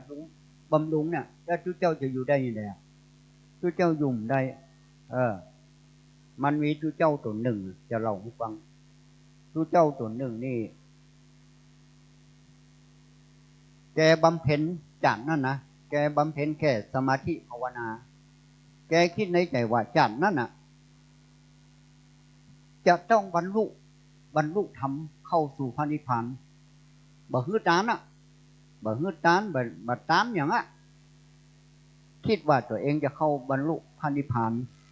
บ่มีตานนะบ่มีตานที่นี่เปิ้นก็หมดบุญจากเจ้าไปบุญเก่ามันมีบ่ได้ใส่บาตรบ่ได้เข้าวัดบ่ได้เข้าวาบ่ได้อาหารถวายสงฆ์เคยยะสักเจือแล้วแถมพอลงทานก็ยะสักเจือ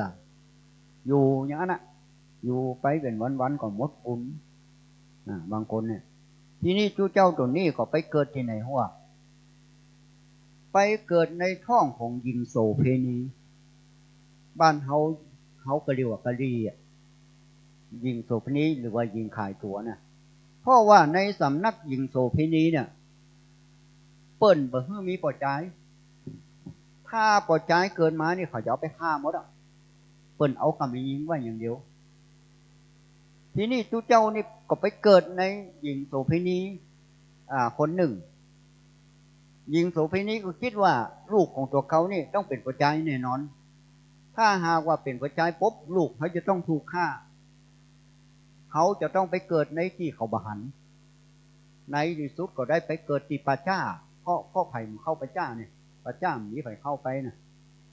มันมีไผ่เข้าไปแล้วก็คาบแรกของละอ่อนคนนี้นะที่ตัวเจ้าที่ไปเกิดนี่นะกิน6ตัวเก่ามันมีอย่างกินล่ะกิน6ตัวเก่าแต่ก็มีชีวิตอยู่ได้เพราะศีลเพราะภาวนามันตาย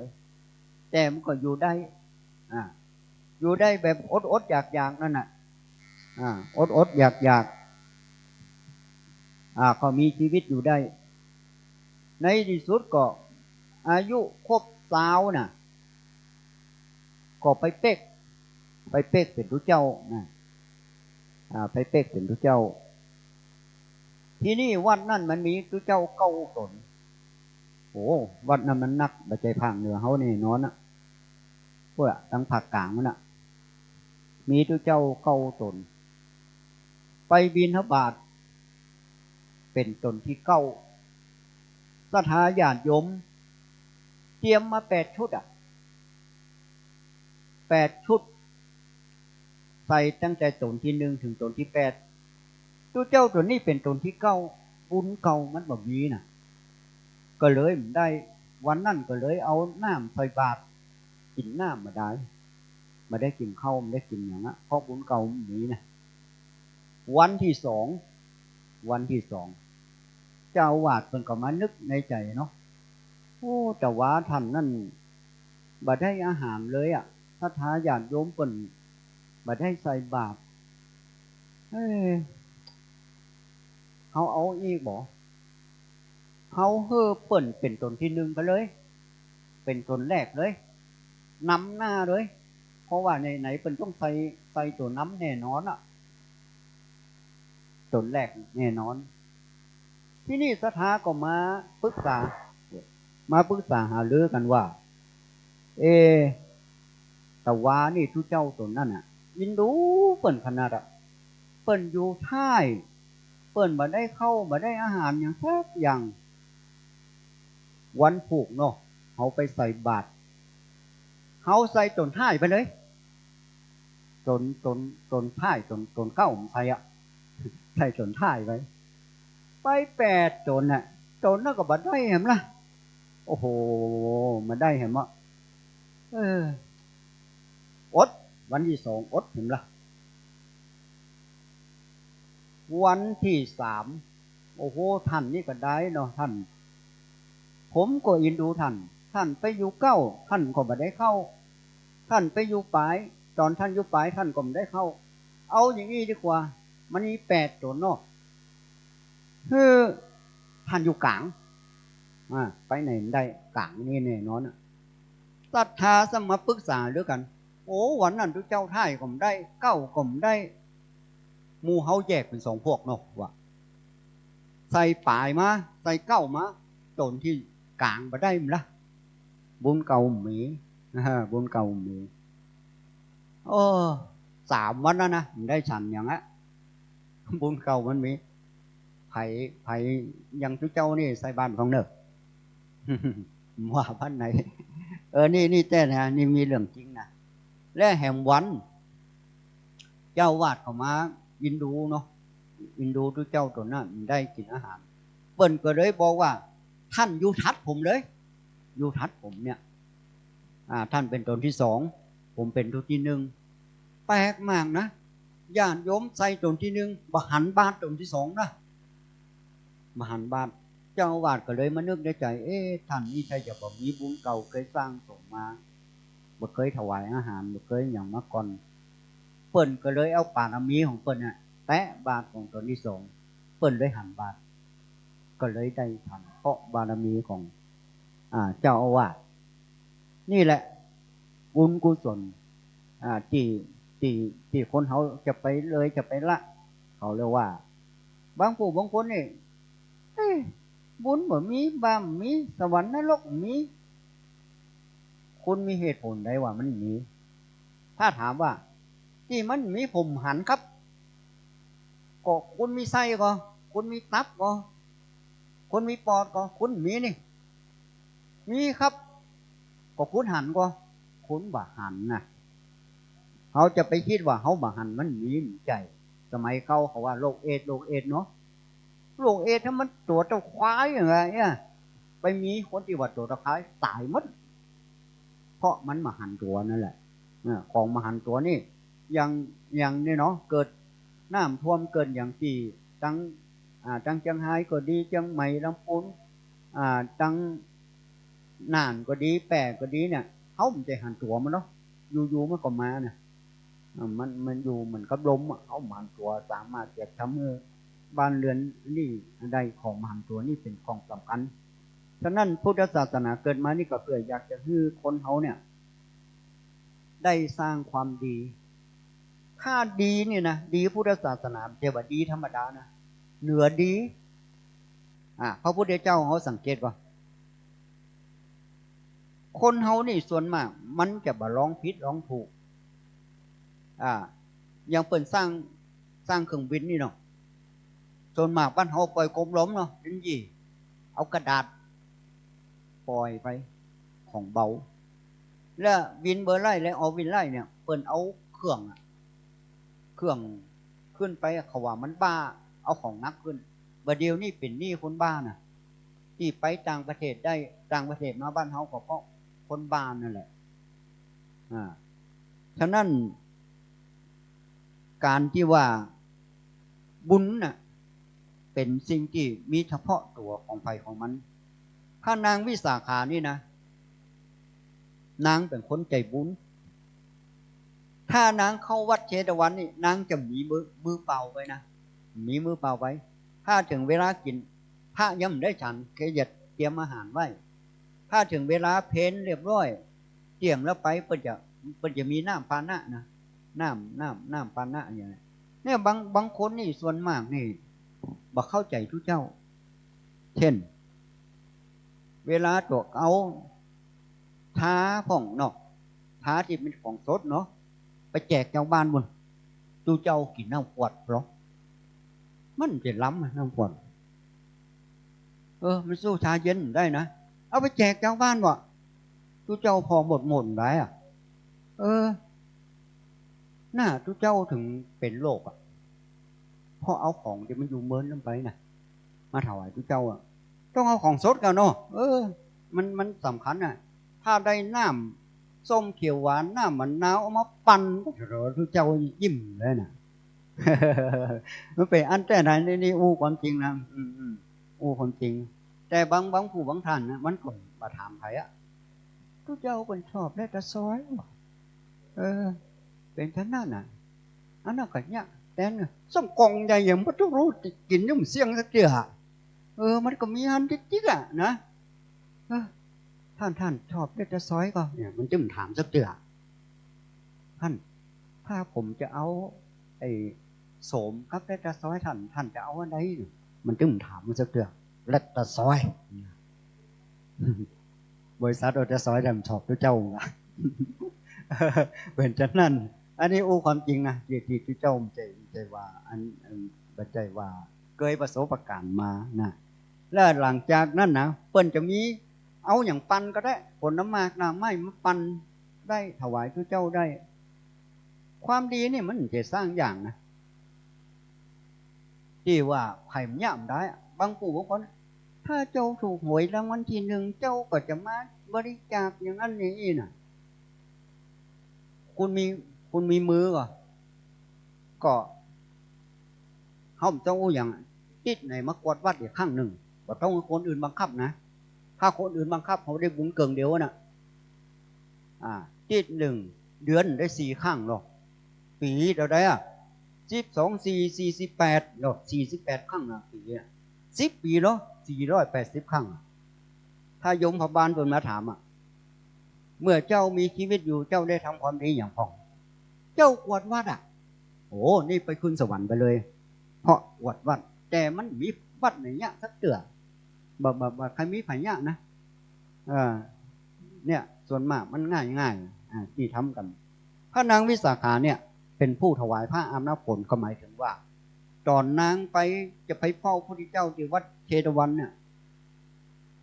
ตอนนั้นมันฤดูฝนเนาะพระเจ้าแกเรียกว่าชีเปยนะเพราะประเทศอินเดียมันมีชีเปยหรอกป่วยตัวมัดอาบน้ำไป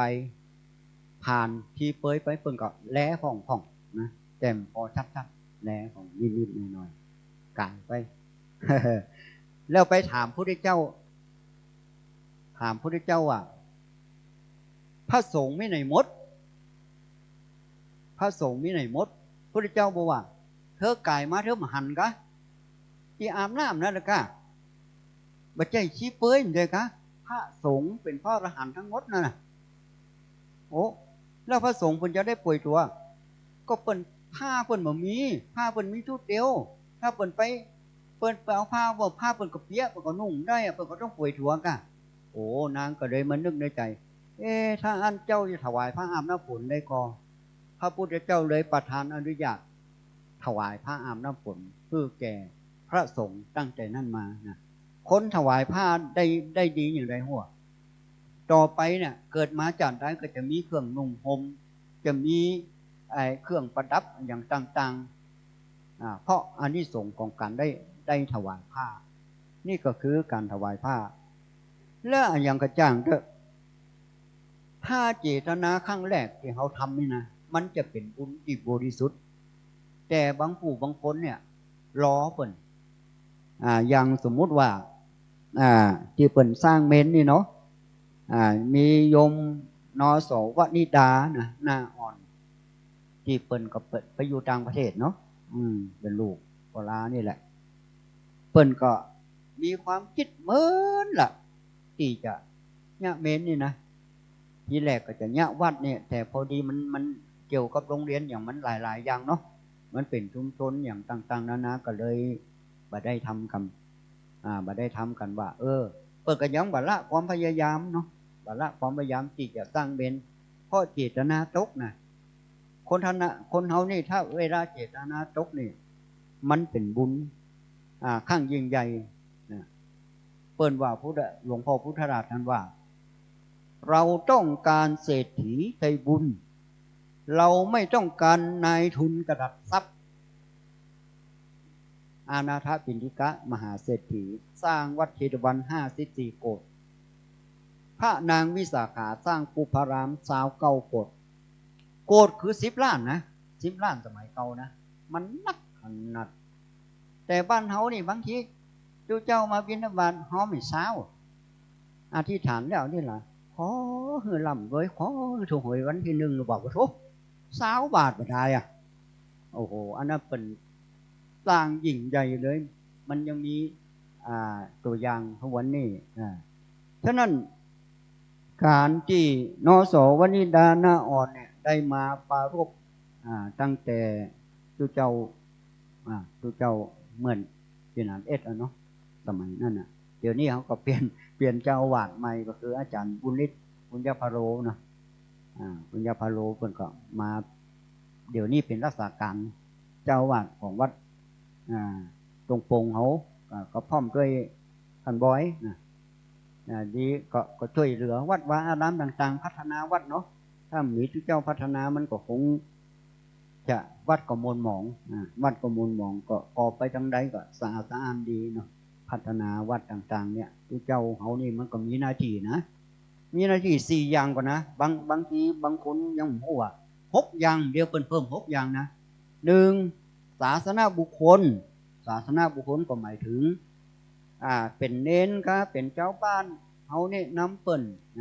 อย่างสมมติว่าเฮาเจตทำคนดีเฮาแนะนำเปิ้นนี่ก็คือว่าเป็นศาสนาบุคคลเนาะศาสนาธรรมก็คือธรรมะที่เฮาห้ำยันมาก็มาสั่งสอนศรัทธาหรือว่าเจตทำพีก็ได้มหาวิบากมาได้โพธิอย่างก็ว่ากันไปแล้วก็ศาสนาพิธีก็คือพิธีต่างๆอย่างพิธีวันนี้ถอดกฐินก็ถอดผ้าป่าก็หรือว่าพิธีทั้งบ้านศพบ้านสร้างอย่างต่างๆนี่ก็คือเรียกว่าศาสนาพิธีมันมีเห็น2 อย่างนะเป็นเพิ่มขึ้นสาธารณสงเคราะห์หมายความสงเคราะห์อย่างเปิ่นสร้างเมนนี่เป็นสาธารณสงเคราะห์นะสงเคราะห์เจ้าบ้านเป็นสาธารณะตั้งสิ่งที่เป็นประโยชน์แก่ส่วนรวมสร้างเมนนี่ก็เป็นสาธารณสงเคราะห์นสวนิดาหน้าอ่อนเนี่ยก็ได้เป็นศรัทธาเก่าที่จะนำเงินมาบริจาคก็ทำเป็นกฐินเพื่อมันได้บุญแห่งต่อเนาะได้ประสานงานครับท่านมหาสมชาติทานตปัญโยนี่เหมือนละก็เปิ่นก่อมละความตั้งใจแล้วก็ศรัทธาญาติโยมของเขาเนาะก็ได้ร่วมกันบางคนก็หอมปันเปิ่นว่า999เป็นปันนี่ก็มัน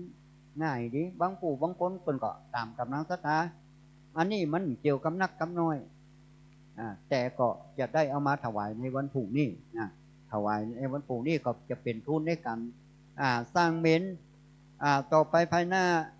ถ้ามันขาดเหลืออย่างใดเขาก็ทำกันอาจจะเป็นผ้าป่าจะเป็นอะไรอย่างกันคือสมัยเก่านี่นะ ในชนบทว่าในอ่ะในคนเมืองเขาเนาะตัวไปน่ะเปิ้นจะยากหมดอ่ะวัดเปิดก็สร้างโรงเรียนเปิดก็สร้างบางที่นี่ยังอันนี้นะยังจ้างครูนะยังด้านมาสะสมชาตินี่ก็ไปหาเงินหาทองอย่างมาอันนี้ครูอย่างคล้ายๆเหมือนสมัยเก่าเหมือนนะเหมือนสมัยเก่ากัน สร้างถนนหนทางแปลงฝายแปลงเมืองโดยเฉพาะบ้านศพบ้านสร้างนี่แปลงปราสาทคนเดียวอย่างต่างๆช่วยเหลือกันแต่ความแข็งแกร่งของบ้านเฮาเนี่ยมันลดน้อยถอยไปนะตั้งแต่มีการเมืองมีอย่างสปะสเปดพักนั่นพักนี่สปะสเปดเดี๋ยวเทศบาลประกาศจะเนี่ยเดี๋ยวอบตประกาศจะเนี่ยเฮาเนี่ยคนเดียวก็ได้บางอย่างที่มันกระลุกกระละเนี่ยเลยบอกใครมีความแข็งแกร่งเท่าที่ควรบางครั้งก็มีการเลือกตั้งไอ้ดำได้ไอ้แดงได้ไอ้แดงเลยปล่อยมันเนี่ยคนเดียวหรอกเนี่ยมันจะเป็นอย่างนั้นแต่สมัยเก่าน่ะเปิ้นจะแข็งแกร่งมากเลยการสร้างวัดสร้างวาที่อย่างวัดตรงโปงทุกวันนี้ก็มาจากคนรุ่นเก่าเนี่ยเปิ้นสร้างกันมาบอกว่าวัดบอกว่าโรงเรียนนี่ก็เมนนี่ก็ทุกชีวิตก็ว่าบ้านหลังสุดท้ายบ้านหลังสุดท้ายของทุกคนต้องเข้าไปหมดคนนี่นะเขาว่าคนเกิดกับคนตายได้นักกว่ากันบ่มันก็เท่ากันนะคนเกิดครั้งเดียวก็ตายครั้งเดียวแต่ยอมรับมาเดียวเนี่ยคนเมืองเขามันน้อยหรอน้อยขนาดแหละบางทีขี่รถไปไหนนะใบไม้ต้นไม้ผมดิ้นไงถามใครรถไปถามคนมันไปไหนหมดนี่นะเขาคิดว่ามันอาจจะเป็นสงครามโลกนะสงครามโลกนี่หมายถึงว่าสมัยเก่าคนเกิดมาแล้วเปิ่นคือไปพบสงครามเนาะแต่อันนี้มันสงครามในต้องนะ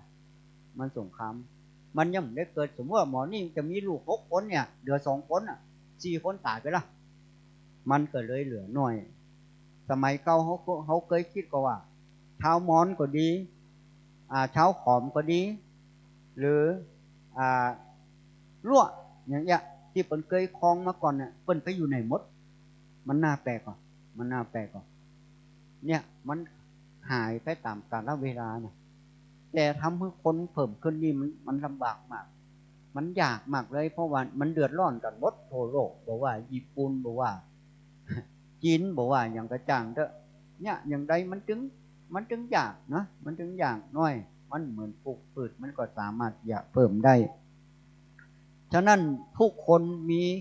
แก่เจ็บเกิดแก่เจ็บตายทุกคนจะต้องเข้าป่าจ้าบอกว่าจะเป็นเศรษฐีหรือว่าคนอยากจนหรือว่าจะเป็นยังก็ต้องเข้าป่าจ้าเหมือนกันหมดฉะนั้นการตัดสินใจครั้งแรกนะมันจะได้บุญนักถ้าว่าเขามาเนี่ยคนเดียวนะเขาได้เต็ม100นะแต่ถ้าหากว่าพ่อหลวงแม่หลวงประกาศสถานพ่อแม่พี่น้องทั้งหลายวันนี้เขามาพัฒนาวัดเนอได้เกิงได้เต็ม100เพราะเปิ่นบังคับมันก็มาถ้ามันมาคนเดียวนี่แล้วคนเฮานี่มันแปลกนะหมอนั่นไปเนี่ยอย่างน่ะมันลังบ้าอยู่กะว่าไปนั่นนะที่จริงเปิ่นเจตนาเปิ่นว่าเขารู้ว่ามีจิตเจตนาศรัทธาแล้วก็ส่วนมากการบริจาคเนี่ยจะเอาคนอื่นเป็นค่ายๆว่าอย่างนั้นเป็นหม้อพอแล้วหมอนั่นมีเงินมันยังหอมเนี่ยแล้วต่อไปเขาจะไปได้ดีของมันวะพวกเข้ามันมาเป็นหม้อเอาหอมไปก่อนเถอะถ้าตัดสินใจครั้งแรกนี่นะมันเหมือนกับสมัยพระพุทธเจ้าเหมือนกันมันมี2 คนผัวเมียตู้ขนาดตุกแต่หมูหูจะตุกอย่างไรมีเสื้อก่มมีก็ใจไม่กัดเดียวผ้าหนุ่งไม่ยิ่งแต่ว่าเวลามาฟังธรรมพระพุทธเจ้าเทศเรื่องการฮึดตานเนี่ยเปิ้นผัวนี่เมียจะไปฟังธรรม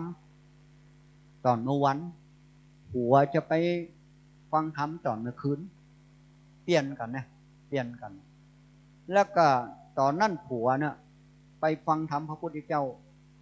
พระพุทธเจ้าก็เทศเรื่องการเฮ้ยนะโอ้แกก็เกิดความเลื่อมใสมากอยากจะทาน แล้วเฮาบ่มีอย่างตานเนี่ยบ่มีอย่างตานเฮามีแค่ผ้าห่มตัวเนี่ยเฮาอยากจะตานแต่ก็มานึกยามแรกก็มานึกในใจว่าถ้าเฮาเอาผ้าห่มไปตานพระพุทธเจ้าเนี่ยแล้วก็เมียเฮาก็ไม่ได้มาฟังธรรมหรอกเมียเฮาก็ไม่ได้มาฟังธรรมก็เลยไม่ได้ตานยามแรกยามที่สองพระพุทธเจ้าเทศเรื่องตานให้เหมาะว่าการตานของพระมหาโพธิสัตว์เนี่ยฐานะปารมีฐานะอุปปารมีฐานะปรมัตถปารมีฐานะปารมีหมายความว่าการฮื้อตานเข้าไปพระองค์ก็ทำหมดกฐินก็ดีผ้าป่าก็ดีใส่บาตรก็ดีช่วยคนยากคนจนทำมาหมดฐานะอุปปารมีหมายถึงว่าบริจาคอวัยวะของตัวเองเพื่อผู้อื่นพระองค์บริจาคแก่นตาให้แก่ผู้อื่นเนี่ยไม่ใช่ว่าตายแล้วนะต่อเติบดวงดาวบนท้องฟ้ายังน้อยกว่าตีพระองค์บริจาคแก่นตาคนอื่นเนาะนั่นน่ะที่เขาไม่ได้เป็นพระเจ้านี่มันก็เพราะว่าเขาใจบ่ถึงเหมือนเปิ้นนะปรมัตถปารมีนี่พระองค์เสียสละชีวิตของพระองค์เพื่อผู้อื่นสมัยนั้นพระองค์เป็นหัวหน้าของพระฤาษีไปบำเพ็ญอยู่ที่บนภูเขาบนผาไปหันแม่เสือกำลังออกลูกน้อยแม่เสือเนี่ยกำลังออกลูกใหม่บ่มีกำลังที่จะเลี้ยงลูกได้พอจะไปล่าสัตว์ก็ล่ามได้เพราะว่าบ่มีกำลังนะบ่มีกำลังพระโพธิสัตว์เฮาจอนพักเป็นพระฤาษีมันนึกในใจเหมือนกันว่าเสือนี่ลูกจะกินอะไรยังแล้วก็เสือก็มีกำลังที่จะไปล่าสัตว์พระองค์จอนเป็นพระฤาษีนะเลยตัดสินใจโดดหน้าผาลงมาลุ่มยอมเสียสละร่างกายตัวเองเพื่อแม่เสือกินนี่เขาเรียกปรมัตถปารมีนะฐานะปารมีฐานะอุปปารมีฐานะปรมัตถปารมีนะเฮานี่บางคนฐานะปารมียังมีนะฐานะปารมียังมีเลยแล้วจะเอาบุญที่ไหนมานะไปจานนี่เฮาใครเกิดมันจะได้ยังที่เฮาว่านะถ้าเฮาใครเกิดเฮาก็ปฏิบัติตามพระพุทธเจ้ากับตัดสังโยชน์10มันจึงได้เกิดไปสู่พระนิพพานมึงแต่กิเลสเขาก็ยังอยู่แล้วเขาอยากจะบ่เกิดเนี่ยมันใจยังใจคนยังประเทศอินเดียเนาะประเทศอินเดียนี่ถ้าเปิดจะตายเนี่ยเปิดต้องเอาไปเผาใกล้เมืองพาราณสีนะไปใกล้แม่น้ำคงคาเนี่ยถ้าไผ่ตายใกล้แม่น้ำคงคาเนี่ยเปิดก็เอาอย่างไปเอาใส่แม่น้ำคงคาแล้วก็เขาบอกว่าแม่น้ำคงคาคือแม่น้ำไหลจากสวรรค์ใครได้กินได้อาบหรือตายนี่จะได้ไปสวรรค์พระพุทธเจ้าผมเชื่อนะถ้าแม่น้ำคงคาทำให้คนไปสวรรค์ได้พระองค์บอกว่ามูหอยมูปูมูปลาที่มันอยู่ในน้ำมันก็ไปขึ้นสวรรค์หมดกันเฮานี่ยังเชื่อข้างพระพุทธเจ้าไม่ใช่ถ้าคนประเทศอื่นไปได้ไปสวรรค์คนประเทศไทยก็ไม่ได้ไปสวรรค์คนประเทศจีนก็ไม่ได้ไปสวรรค์มีคนประเทศอินเดียอย่างเดียวน่ะหันวะตอนพระองค์ที่เป็นอยู่กับอาราธดาบทได้อุทกดาบทก็อาจารย์2 คนแล้วมันเวลานั่งภาวนาเนี่ยนั่งภาวนาปุ๊บมันเข้าฌานถึงฌาน8มันก็สงบดีกิเลสยังมีสักอย่างสบายเข้านั่งภาวนามีอย่างแต่เวลาลืมตาเขามึนตาแล้วกิเลสมันก็อยู่อย่างเก่าพระองค์ก็เลยลาครูบาอาจารย์ไปแสวงหาจนพอในที่สุดจนพอไปบำเพ็ญทุกกิริยา6 ปีก็แล้วยังไม่สำเร็จทีหลังก็ได้มาบำเพ็ญทางจิตถึงสำเร็จเป็นพระพุทธเจ้ามันก็ต้องท ถ้าพระองค์เนี่ยทำเหมือนคนอินเดียทั่วไปเขามีศาสนาพุทธมันมีแต่ศาสนาพราหมณ์ดอกอันน่ะฉะนั้นพระพุทธเจ้านี่กล้าเนี่ยพ่อเปิ่นบำเพ็ญ4อสงไขยปลายแสนมหากัปดูมันเจนน้อยๆนะกัปหนึ่งเจนน้อยๆนะกัปหนึ่งนะจะบอกเฮ้อเปิ่นว่าภูเขาลูกหนึ่ง100ลูกหนึ่งสูง1โยชน์กว้าง1โยชน์หนา1โยชน์อย่างเนี้ย100 ปีในเทวดาเอาผ้ามาเจ็ดข้างหนึ่ง100 ปีนะไม่ใช่ปีเดียวนะ100 ปีเอาเทวดาเอาผ้ามาเจ็ดข้างหนึ่งจนภูเขาเรานั่นราบเรียบแถวแผ่นดินนั่นแหละได้กลับแล้วพระองค์สร้างปารมีมาถึง4อสงไขยปลายแสนมหากัปโลก็แสนมหากัปเราปัดมันก็นักแกน่ะกัปเดียวนี่บางผู้บางคนมาเข้าใจเช่นของพระพุทธเจ้า 5,000 ปีพระศรีอริยเมตไตรจะมาเกิดไม่ใช่เนอะมันใช่เนอะเป็นล้านปีนะเป็นล้านปีพระศรีอริยเมตไตรจะมาเกิดนะมาใจยังที่ว่านะตามที่พุทธธรรมในของพระพุทธเจ้าของเขาเนี่ยฉะนั้นการที่ว่าเขาทำบุญที่ว่าพราหมณ์คนนี้ทำบุญในยามที่2คิดจะทำก็ทำมาได้ก็ถึงเมียเหรอว่าวันปู่เมียก็ไม่ได้มาฟังธรรมในที่สุดยามที่3พราหมณ์ก็มานึกในใจว่าเฮาจนก็ของมันจนจันนี่เฮามีแค่ผ้าจนก็ของมันจนจันนี่จานหน้าเฮาจำได้จนเลยเอาผ้าห่มนั่นน่ะเอาถวายพระพุทธเจ้าแทบพระบาทพระพุทธเจ้าแล้วกล่าวคำว่าชิตังเมชิตังเมชิตังเมแปลว่ายังชนะแล้วชนะแล้วพระเจ้าประเสนทิโกศลได้มาฟังว่าพราหมณ์คนนี้คนเฒ่าคนนี้จะได้ว่าชิตังเมชิตังเมชนะแล้วบัลลังก์ไปฮบศึกฮบหยังแล้วก็ชนะกาเลยมาถามพราหมณ์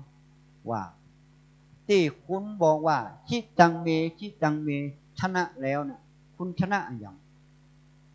พราหมณ์คนเฒ่าคนนี้ก็บอกว่าชนะความตนีที่อยู่ในใจความตนีคนเฒ่าเนี่ย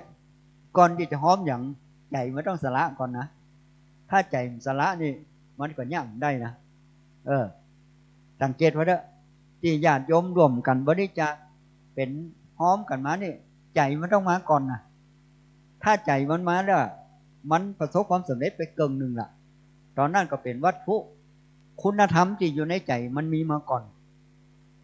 แล้วหลังจากนั้นมาพระเจ้าประเสนทิโกศลเลยประทานจ้าง4 ตัวม้า4 ตัวอย่างละ4หมดอ่ะที่หมู่บ้านที่เฮือเก็บภาษีนะอย่างละ4เขาถามพระพุทธเจ้าว่ามีคนไปถามพระพุทธเจ้าว่าพราหมณ์คนเนี่ยที่ได้ถวายผ้าแก่พระองค์เนี่ยได้อย่างละ4ที่พระเจ้าประเสนทิโกศลประทานให้พระพุทธเจ้าท่านตรัสว่าไดถ้าพราหมณ์คนนี้ตัดสินในยามแรกจะได้อย่างละ16นะเท่าตัดสินใจทันทีนะบุญมันนักแต่ถ้าว่าหมอท่านหอมก่อนหมอนี่หอมมันลดลงนะมันลดลงอันนี้สำคัญนะถ้าพราหมณ์คนนี้ตัดสินใจในยามกลางมัชฌิมยามนะจะได้อย่างละ8เนี่ยแต่พราหมณ์คนนี้ตัดสินใจในยามสุดท้ายจึงได้อย่างละ4อันก็นี่แหละศรัทธาญาติโยมท่านผู้ฟังเวลาจิตที่เฮาอยากจะฮื้อเนี่ยจิตแรกสำคัญมากเลยสำคัญมากเลยมันเป็นจิตที่บริสุทธิ์มาจากใจเฮาแต่ถ้าเฮาไปอ้างคนอื่นอย่างอันอย่างอีแล้วอย่างหนึ่งการต้านจะไปกินแหนง ยังมีคนมาถามหลวงตามหาบัวเนาะว่าหลวงพ่อทำบุญน่ะต้องทำใจมั้ยขอโทษเถอะหลวงพ่อว่าก็อย่างกับเราขี้นี่แหละสละไปเลยเขาไปถามหลวงพ่อฤาษีที่ทำอุทัยธานีเนาะว่าหลวงพ่อถ้าทำบุญมันจะได้ตอนไหนก็ตอนที่เอาเงินให้เจ๊กมันนั่นแหละนั่นน่ะเอาเงินให้เจ๊กมันได้เลยได้ทันทีฉะนั้นในพระนางมณิกากับพระเจ้าปเสนทิโกศลทำอัสสทิสถานเนี่ยคือตอนนั้นก็เลยท่านวหาสมชาติมันก็เคยอุมกรรมในสถานีวิทยุเนาะจะได้โย่ำคือมันอันนี้กรรมเนาะคือมันเข้าใจขึ้นแห่งกรรมอัสสทิสถานคือ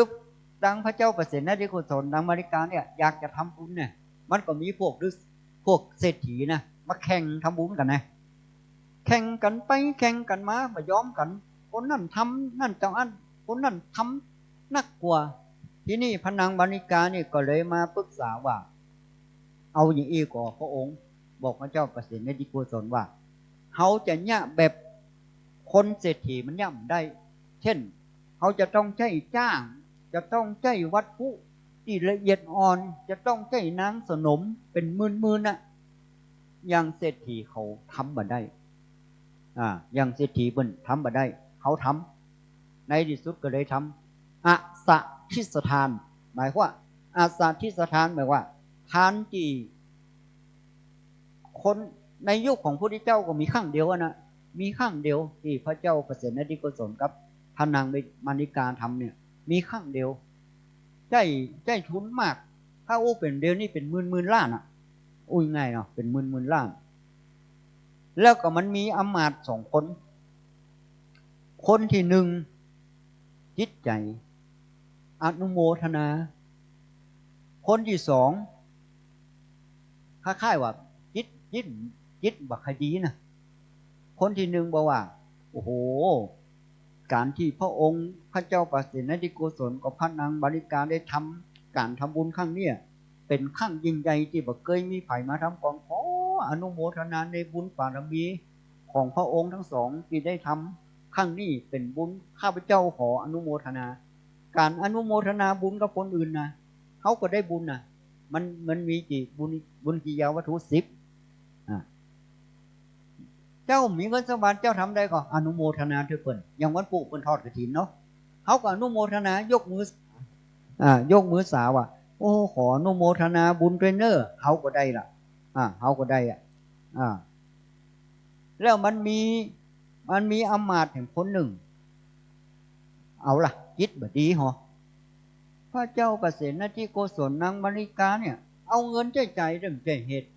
แทนที่จะเอาเงินไปช่วยคนยากคนจนไปช่วยอย่างกะคนยากคนจนเป็นยังมีนักอยู่นี่เอามาถวายพระพุทธเจ้าผู้บัดท่าเลยนี่นะ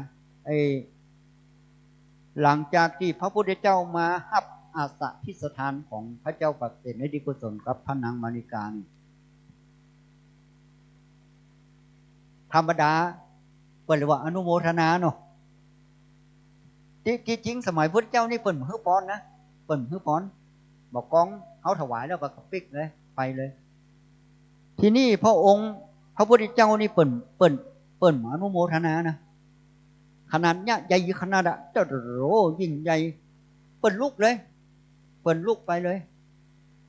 ทีนี้พระเจ้าปเสนทิโกศลกับพระนางมาริกามันนึกในใจว่าแปลกมากเขาก็เนี่ยยังมีไผ่เนี่ยได้ใจจ้างเป็นร้อยใจนางสนมใจอาหารการกินยังดีอาหารละเอียดอ่อนมาทั่วเมืองทำไมพระพุทธเจ้าบอกฮื้อป้อนบ้านเฮานี่จะโรเป็นเรื่องใหญ่เนาะแต่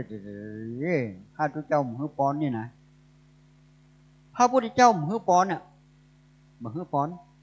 พ่อพระองค์คิดว่าตอนเพิ่นถวายเพิ่นก็ได้บุญไปแล้วเจ้าฮื้อป้อนเป็นเพียงแต่ฮื้อกำลังใจนะจริงๆที่เขาตั้งใจทำน่ะมันก็ได้ไปแล้วแต่ว่าฮื้อกำลังใจในการทำความดีต่อไปไม่ได้ แล้วเขาไปถามพระพุทธเจ้าพระเจ้าปเสนาธิโกศลไปถามพระพุทธเจ้าว่าข้าพระพุทธเจ้าเนี่ยได้ทำอาสาที่สถานอย่างที่ไผ่ทำมาได้แต่ทำไมพระองค์บอกให้พรทำไมพระองค์บอกอนุโมทนาบุญพระพุทธเจ้าเปิ่นมีญาณเนาะญาณของพระพุทธเจ้านี่เหมือนกับพระอาทิตย์ตอนเที่ยงมันจึงชัดขนาดมันจึงชัดขนาดเปิ่นตัดหนึ่งบอกเป็นสองคือพระพุทธเจ้าพระพุทธเจ้าท่านตรัสบอกว่าไดถ้าเราอนุโมทนามันจะมีอำมาตย์คนหนึ่งหัวจะแตกออกเป็น7เสียงนั่นที่มันแบบยินดีด้วยนั่นน่ะหัวมันจะแตกออกเป็น7เสียงพระพุทธเจ้าเลยอนุโมทนาน่ะนี่แหละเพิ่นบอกว่าถ้าพระองค์อนุโมทนาเนี่ยเนี่ยจิตใจของคนน่ะถ้าเปิ่นเนี่ยนะยังเปิ่นยังบ้านเฮาเมืองเหนือเฮาเนาะเปิ่นนี้เนาะเวลาเปิ่นขึ้นบ้านใหม่อย่างต่างๆเพิ่นก็จะยินดีเนาะถ้าเปิ่นแต่งงานกันขอให้ถือไม่เท่ายอดทองกระบอนยอดเพชรเน้อเฮือได้ร่ำได้รวยอย่างก็อนุโมทนาด้วยเปิ่นมีใจว่าอยู่ด้วยกันเมื่อก็ตายจากกันน่ะมันขออิจฉาริษยานะถ้าเฮาอนุโมทนากับเปิ่นนี่นะเกิดมาจากได้หน้าตาจะดีแต่ถ้าอิจฉาริษยาเนี่ยเกิดมาจากได้หน้าตาจะขี้ริ้วขี้เลก็เลือกเอาเลยถ้าใครเกิดมาจากหน้าตาขี้ริ้วขี้เลก็อิจฉาไปเด้อใครจะห้ามแบบนี้ใครว่าแบบนี้อันนี้กันนะอิจฉาไปเด้อแต่ถ้าเขาอยากจะให้หน้าตาดีก็อนุโมทนายินดีด้วยเปิ้นถวายผ้าป่าเปิ้นถวายกฐินเปิ้นถวายอย่างก็อนุโมทนาด้วยเปิ้นก็ยินดีด้วยเน้อเนี่ยถ้าอู้ดีนี่มันเปลี่ยนแหงนะถ้าอุ้มดีนี่เปลี่ยนแหงเช่นว่าเขาว่าสวัสดีเจ้าสวัสดีครับเนี่ยเมืองเหนือเขานี่เปิ้นชอบเจ้านะเจ้าเมืองเหนือเขาน่ะมันมีคนไทยคนหนึ่งนะชอบเมก้าทำส้มแล้วก็มันแกมผู้ภาษาเมืองเขานะแกมผู้ภาษาเมืองเขาแล้วก็ไปปรึกษากับคนนั่นน่ะบอกว่าชอบเมก้าคนนี้แล้วเขาจะอู้เป็นอย่างไรจะพูดอย่างไรมีคนแนะนำว่าต้องจีบเมก้าเป็นบอกว่าแม่ค้านี้รู้สึกว่าซึมจึงน่ะเขาว่าอีเมก้าชอบขนาดนั้นเขาว่าซึมจึงเนี่ยทีนี้ไปหาเมก้าด่ะโอ้จะจีบเมก้าด่ะแม่ค้านี่ซึมจึงน่ะไอ้น่ะก็ซึมจึงอย่ามายอผมเกินไปนะคุณนั่นแหละซึมจึงว่าพ่อเปิ่นบอกโง่เนี่ยบางทีคนภาคกลางคนภาคเหนือบางทีอู้กันผู้เรื่องก็มีนะเช่นพรุ่งนี้4 โมงมาเจอกันนะพรุ่งนี้4 โมงมาเจอกันน่ะปุ่นเอาบ่าย4 โมงปุ่นมาใจเนอะ10 โมงนะ10 โมงเนอะ4 โมงนี่คือ10 โมงเนี่ยบางทีมันโอ้คล้ายๆอย่างครับภาคเหนือเขากระจกเนาะพักแว่นบ้านเขาเรียกพักแว่นเนาะแว่นเขาเนี่ยจีแว่นซองนี่เป็นว่าแว่นไอ้คนไทยเรียกว่ากระจกแล้วก็พักแว่นมันยังว่าพักกระจกมันยังว่าพักแว่นพักกระจกเนาะมันเปลี่ยนกันมันเปลี่ยนกันฉะนั้นบางอย่างเนี่ยยิ่งสมัยเดี๋ยวนี้นะเขาไปเจืออย่างล่ำไปมันได้นะเนี่ยกี่เชียงเงินเชียงทองกันสับปะสับเตนเพราะความโลภมันมีหันคนเป็นแม่หญิงงามตัวในหมู่บ้านแล้วรวยด้วยนะงามตัวรวยตัวแล้วก็พอใช้ไผ่จีบมันจึ้มสนใจมันจึ้มสนใจ ทีนี้พอใจก็มานึกในใจว่าหมู่เฮาเอามันก็อู้นอกบ้านเนาะมันนัดกันอย่างอีน้องสมมติว่าอีน้องแดงนี่เนาะอีน้องแดงก็งามนักแกไหนน่ะมันบ้านเขานี่มีไผเจ้าอ่ะมีอย่างเดียวขนตามันยาวไปขนตามันยาวเนาะอีน้องแดงนี่ก็เจี๋ยเฮ้ยมันไถแจ้วะตัดขนตาออกอ่ะไปได้รับคุณหูไปได้รับว่าขนตานี่เขานึกในใจว่ามันมีประโยชน์นะมันทำให้เขารับได้นะขนตาเนี่ยถ้าเขาตัดมันนะมันจะแตงมันจะทำให้เขารับได้ฉะนั้นการบุญกุศลเนี่ยต่างคนต่างสร้างไผ่จะแตนกันบ่ได้ไผ่จะแตนกันได้เหมือนกับพระอินทร์เนาะพระอินทร์มันก็มาสร้างสปะสเปดเปิ่นมีเมีย4 คนนะนางสุธรรมานางสุจิตตาสุนันทาสุชาดานะแต่ว่าถ้าไผ่ทุกวันนี้เอาอย่างพระอินทร์ว่านี่โอ้โหเจริญขนาดอ่ะที่ไหนมีเก้าไม้ก็ปลูกเก้าไม้ที่ไหนมีศาลาคนพักคนผ่อนเปิ้นก็แปลงศาลาให้คนอื่นก็ไปโลภวันนั้นน่ะในที่สุดก็เปิ้นก็ไปแปลงไม้เห็นนะพระอินทร์น่ะแล้วมันมีนางคนหนึ่งสุชาดานี่คิดว่าผัวทำตัวเองก็ทำได้เหมือนกันนะตัวเองก็ได้บุญเหมือนกับมคามนพนั่นแหละแต่งตัวอย่างเดียวพอแว่นอย่างเดียวแล้วที่นี่ที่หลังมคามนพไปเกิดบนสวรรค์3 คนนั้นไปเกิดเป็นเทวดานะเป็นมเหสีของพระเจ้าของพระอินทร์นะทันการท้าวศาสเนตชื่อเป็นนี้นักชื่อพระอินทร์เนี่ยนะ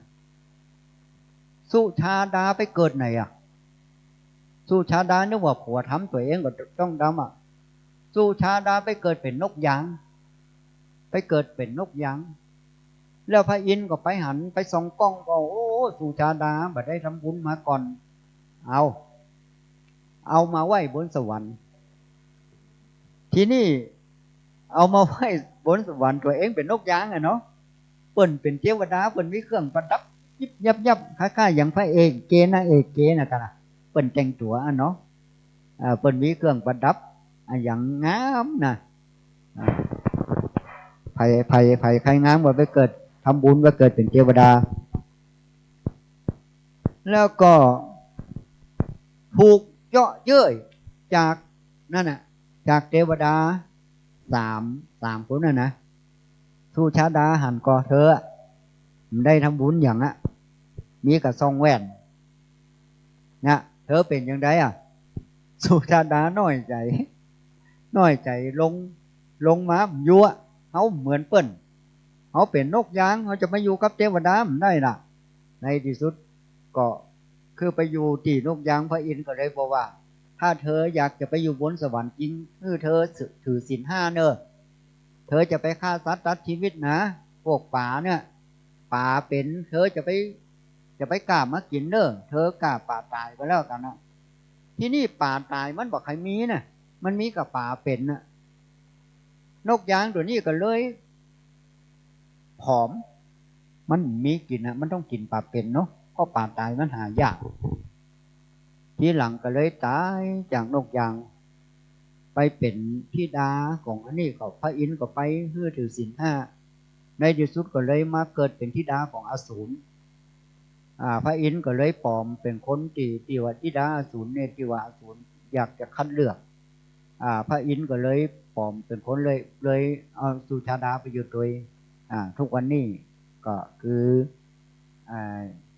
ที่ว่าสุชาดาอยู่บนสวรรค์ฉะนั้นการความดีเนี่ยบางคนยิ่งสมัยเดียวนี้นะยิ่งไก่นะ เนี่ยบัดเดียวนี่คนที่จะนอนวัดนี่มันใครมีนะหลอกกอนนี่ยังมีอยู่เนาะ5 6 70 ปีนะโอ้มันนึกถึงคนนอนวัดนี่มันม่วนคนเฒ่าคนแก่ปอน้อยปอหนานเปิ้นนุ่งขาวห่มขาวเนาะลูกหลานก็มาส่งเปิ้นมา14 ค่ำเนี่ย14 ค่ำเปิ้นมานอนละเปิ้นเฮือได้ครบวันหนึ่งคืนหนึ่งเปิ้นก็มาสนทนากันเนาะเรื่องธรรมะเรื่องธรรมโมสวดกรรมฐานกันนะสวดกรรมฐานนั่งภาวนากันนะอาโปเตโชอย่างเพิ่นจะมีเรียกว่าสวดกรรมฐานเดี๋ยวนี้หายากเดี๋ยวนี้หายากมากเลยสมัยเก่านี่เพิ่นมีนักและจะได้กล่าวถึงในภาคเหนือเขาเรียกว่าป้อนนานพันพรมไปเอวบนสวรรค์มันเกิดขึ้นโอ้เป็นร้อยปีนะป้อนนานพันพรมนี่นะป้อนนานพันพรมนี่เป็นถึงแม้เปิ้นจะเป็นพระเจ้าสึกขาราเพศไปแล้วเปิ้นก็บรรละวัดละวาเวลาวัดวาอารามมีการก่อสร้างก็ดีมีการอย่างป้อนนานพันพรมเนี่ยจะเป็นเก้าเปิ้นเนาะเวลาเปิ้นสร้างวิหารเนี่ยเปิ้นจะเป็นเก้าเป็นเจ้าภาพวิหารก็เสาวิหารก็เป็นเจ้าภาพนั่นเจ้าภาพนี่บำรุงพระพุทธศาสนาตลอดถึงเวลาวันพระวันศีลก็เข้ามาวัดวาอารามตลอดจิตใจสะอาดเนาะจิตใจสะอาดบัลละจากวัดวาอารามแต่บางผู้บางคนบางทีเขาอยู่วัดใกล้แล้วไป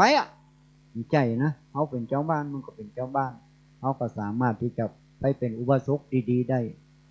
ป้อนนานพันพรมเนี่ยเปิ้นก็อายุกว่า60อย่างพุ่นเปิ้นก็มีลูกเต็มบ้านหลานเต็มเมืองเนาะก็ฐานะความเป็นอยู่ก็ดีเป็นที่เปิ่งของ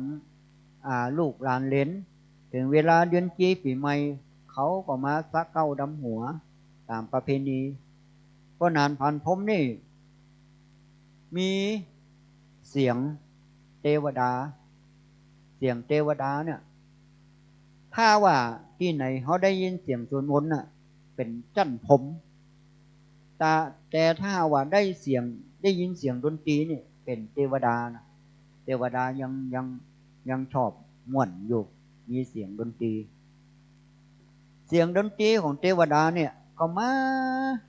เจ้าบ้านก็ได้ยินสมัยเขามันมีไฟฟ้าเนาะได้กลมได้ตะเกียงกันก็ได้ยินเสียงก็มาใกล้บ้านของป้อนนานพันพรมมาใกล้บ้านป้อนนานพันพรมมาเห็นมั้ยเทวดาก็มากำนักก็แสดงตัวเมื่อป้อนนานว่าป้อนนานเจ้าเขานี่เป็นเทวดาเนอะเจ้าเขานี่อยากจะมาบอกคนมนุษย์โลกเขาเนี่ยได้มีการทำบุญสุนทานอย่างป้อนนานเนี่ยก็เป็นตัวอย่างที่ดีของคนทั่วไปเจ้าเขาก็อยากจะว่าสวรรค์มีจริงเนอะนรกมีจริงเนอะก็อยากจะเป็นป้อนนานเนี่ยเป็นคล้ายๆว่าเป็นสะพานเชื่อมระหว่างโลกมนุษย์กับโลกสวรรค์จะได้รู้ว่านรกมีจริงสวรรค์มีจริงบุญมีจริงบาปมีจริงเจ้าเขาอยากจะชวนป้อนนานไปเอี่ยวบนสวรรค์ดอกป้อนนานพันพรมเนี่ยป้อนนานก็บักกล้าไปนะขัวมันรวดเกิดได้ปิกหรอใจนะเจ้าเขาในนามเทวดาก็อยากจะเอาสถาบันของเทวดามาเป็นค้ำประกันว่าจะต้องเอาป้อนนานมาคืนอย่างเก่าแต่อยากจะให้ป้อนนานไปหู้ไปหันว่าโลกของเทวดาโลกของบนสวรรค์มันสะดวกสบายอย่างใดปราสาทวิมานของป้อนนานเป็นอย่างใดอยากจะให้ป้อนนานไปพอแล้วเอามาเล่าให้คนโลกมนุษย์เขาที่ประมาทกันเนาะที่ประมาทในการทำความดีกันเพื่อมาทำความดีกันทีนี้ป้อนนานก็บอกว่าเอาอย่างอี้กว่าป้อนนานจะ ปรึกษาลูกหลานก็เนาะถ้าเกิดปนานเป็นไปจะได้อย่างหนึ่งเนี่ยบัดได้ปิกมาลูกหลานก็จะเสียใจอยากจะปรึกษาหารือครับลูกหลานที่นี่มีแห่งวันปนานก็อู้กับลูกหลานว่าลูกหลานเอ้ยที่ลูกหลานได้ยินเสียงที่ได้ยินกันทั่วไปนั่นมันเป็นเสียงดนตรีของเทวดาเปิ้นมาหาปนานเปิ้นอยากจะให้ปนานเนี่ยไปเอี่ยวบนสวรรค์จะได้เป็นสิ่งสำคัญว่าสวรรค์มีจริงนรกมีจริงแล้วเปิ้นขอรับรองว่าจะเอาปนานกลับคืนมาอย่างเก่าด้วยสถาบันความเชื่อของเทวดาที่นี่ลูกหลานว่าเอ้าเสียงก็เสียงเนาะปนานเนาะมันเป็นหยังเนาะในเมื่อเปิ้นรับรองแล้วเขาก็ร้องพอในที่สุดถึงวันนัดกันมาปนานก็นุ่งขาวห่มขาวเนาะ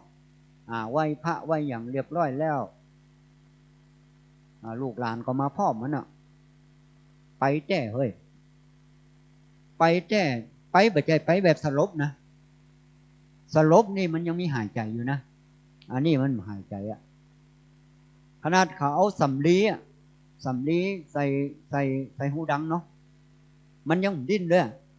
ดิ้นหลังจากนั้นปนานก็ปิกขึ้นมาปิกปื้นขึ้นมาแล้วเขาก็เยียวยาปนานให้มันดีอย่างเก่าก็เลยถามปนานเป็นจะได้พ่องปนานว่าโอ้บนสวรรค์มันเป็นเหมือนโลกมนุษย์เฮาเนาะอากาศเป็นก็สบายอย่างบ่ฮ้อนมันหนาวบ่ต้องไปใจห้องแอร์บ่ต้องมีควันพิษอย่าง 2.5 บนน่ะมีน้ำท่วมมาเฮ้ยมีน้ำท่วมสบายขนาดเลยปนานก็ไปหันประสาทนี่คนเฮานี่มันมีประสาทนะมันมีประสาทล้อละถ้าไปทำความดีนะผ้าเหลืองก็มีหั่นนะฮะเปิ้นเคยบวชมาข้างแล้วแถมปอเอาลูกบวชถึงกำก็มีหั่นน่ะมีหั่นน่ะปนานก็เพิดเพลินเปิ้นมีอย่างหลายสิ่งหลายอย่างปนานผันผมนี่เป็นคนภาคเหนือนะแต่บ่ฮู้อยู่จังหวัดไหนเพราะว่าเคยอ่านหนังสือมานะเคยอ่านหนังสือเรื่องของปนานผันผมเนี่ยก็เลยมาเล่าให้ท่านผู้ฟังได้ฟังว่าปนานเพิ่นไปสวรรค์มาจริงฉะนั้นการทำความดีของเขาเนี่ยเขาจะไปท้อใจเขาไปฟังน่ะบางทีเขาพอทีวีพออย่างถ้ามือจิตใจของเขาแทนที่จะเพิ่มขึ้นมันกลับลดลงไปเรื่องนั่นเรื่องนี่เพิ่นว่าข้าไม่อยากฟังสิ่งอันเป็นพิษข้าปิดหูถ้าทีวีบางอย่างมันได้สาระผมต้องไปพอมันละฟังวิทยุดีกว่าเนาะ ฟังวิทยุนี่จิตใจสบายส่วนมากก็เดี๋ยวนี้คนเฮาเป็นโรคซึมเศร้าอย่างซึมเศร้าไปไหนก็ม่วนฟังวิทยุครูบาธรรมดาครูบาสงวนเพิ่นเล่าเรื่องสวรรค์ให้ฟังเฮาก็ม่วนอกม่วนใจโดยเฉพาะนักจัดรายการต่างๆที่เพิ่นออกมาน่ะเพิ่นก็มีจิตเมตตานะมีจิตเมตตาต่อท่านผู้ฟังเนาะอารมณ์เปิ้นก็ดีเนี่ยทุกรูปนะทุกรูปเปิ้นก็เสียสละเวลาในการออกรายการครูบาเนี่ยก็ออกแค่วันที่2นะวันนี้เป็นวันพิเศษถ้าจะว่าใช่เส้นก็ถูกกันนะท่านพระมหาสมชาติเปิ้นเป็นคนที่นี่เปิ้นเป็นคนที่นี่แล้วพอดีวันนี้ก็เป็นวันเกี่ยวกับจะสมโพธิองค์กฐินด้วยสมโพธิองค์กฐินแล้วก็เลยว่ายังใดก็ครูบาธรรมดามาบรรยายเนาะเฉลิมฉลองในงานกฐินในครั้งนี้โดยเฉพาะหมู่บ้านตรงปงเขานี่ก็มีทั้งวัดมีทั้งพระธาตุเนาะพระธาตุรับผิดชอบ2อย่างนะแล้วก็ผู้ใหญ่ก็เป็นผู้ใหญ่ฟองคำลาบมากเนาะก็ได้มาเป็นผู้ใหญ่หลายปีด้วยกันก็ได้ช่วยในหมู่บ้านเขาเวลาวัดมีอย่างกำลังกินสลากแบบที่ผิน8 ค่ำนี่มันได้โอ้คนนักขนาดจังก้อนจังรับหลายที่หลายแห่ง มาร่วมกันสนุกสนานกันไปเนาะคือว่ากินหวานต้อนต้อมกินหวานต้อนต้อมก็ผ่านไปเนาะถัดจากมั่นมาก็มาเป็นวันออกพรรษาออกพรรษาก็มาทำบุญที่วัดถัดมาแห่งวันก็ตักบาตรเทโวที่พระธาตุมนเวียงเห็นมั้ยพระธาตุมนเวียงนี่ก็จะมีการตักบาตรเทโวนะแฮมหนึ่งคำวันตักบาตรเทโวน่ะเขาว่าวันเทโวโรหณะเป็นวันที่พระพุทธเจ้าทรงโปรดพระพุทธมารดาที่สวรรค์ชั้นดาวดึงส์เนาะพระองค์ยังนึกถึงพุทธมารดาพระองค์แค่ได้7 วันพระมารดาก็ได้สวรรคตไปพระองค์ได้มันนึกในใจว่าพระมารดาไปอยู่ที่ก็มานึกในใจว่าพระมารดาได้ไปอยู่บนสวรรค์ชั้นดาวดึงส์พระองค์ก็เลยได้ไปโปรดพุทธมารดาที่สวรรค์ชั้นดาวดึงส์ได้แสดงอภิธรรมเนาะเพื่อแก่พุทธมารดาพรรษาหนึ่งอย่างที่เจ้าเปิ่นสวดกุศลธรรมะอัปยากตาธรรมะเนี่ยได้พรรษาหนึ่งหลังจากออกพรรษามาแล้ว1 ค่ำพระองค์ก็ทรงเสด็จจากชั้นดาวดึงส์ก็มีพระอินทร์พระพรหมมาทรงเขาเรียกว่ากำแพงเขาเรียกว่าบันไดเงินบันไดทองบันไดแก้ววันนั้นเป็นวันเปิดโลกหมายความว่าบอกว่านรกบอกว่าสวรรค์บอกว่าคนรับแลบอกว่าคนโลกมนุษย์สามารถจะมาหันกันได้หมดในวันตักบาตรเทโวเนาะแล้วก็ถัดมานี่ก็ทอดกฐินเห็นละจะทอดวันที่23วันพรุ่งนี้เนาะอย่างหนึ่งวันที่23นี่ก็เป็นวันเกี่ยวกับสวรรคตของพระปิยมหาราชซึ่งพระองค์ได้ทำคุณงามความดีแก่ประเทศชาติเขาได้พัฒนาอย่างเกี่ยวกับรถไฟก็ดีเกี่ยวกับไปรษณีย์เกี่ยวกับอย่างต่างๆเนี่ยเพิ่นก็ไปเอาสิ่งที่เจริญภายนอกมาสู่ประเทศไทยเราเนี่ยถือว่าพระองค์ได้สร้างคุณงามความดีและในอาณาจักรล้านนาไทยของเขาเนี่ยสมัยเก่านี่เป็นแบบว่าอย่างไรเป็นเอกเทศเนี่ยบ่ได้ขึ้นกับสยามแต่ในที่สุดก็ได้ปกครองเมืองไผ่เมืองมันที่หลังสยามประเทศก็อยากจะรวบรวมอาณาจักรล้านนาไทยเขาเข้ากับสยามก็เลยมีเจ้าดารารัศมีที่เชียงใหม่เนี่ยได้เป็นพระฉายาของร.5หลังจากนั่นก็ได้รวบรวมเพื่อมันเป็นประเทศไทยดังทุกวันนี้นี่แหละคืออาณาจักรของด้านนาไทยเขาเนี่ยมันก็ถือว่าเป็นมีความมั่งคั่งนะมีความมั่งคั่งมากแล้วก่อนเขามีต้นไม้เนาะ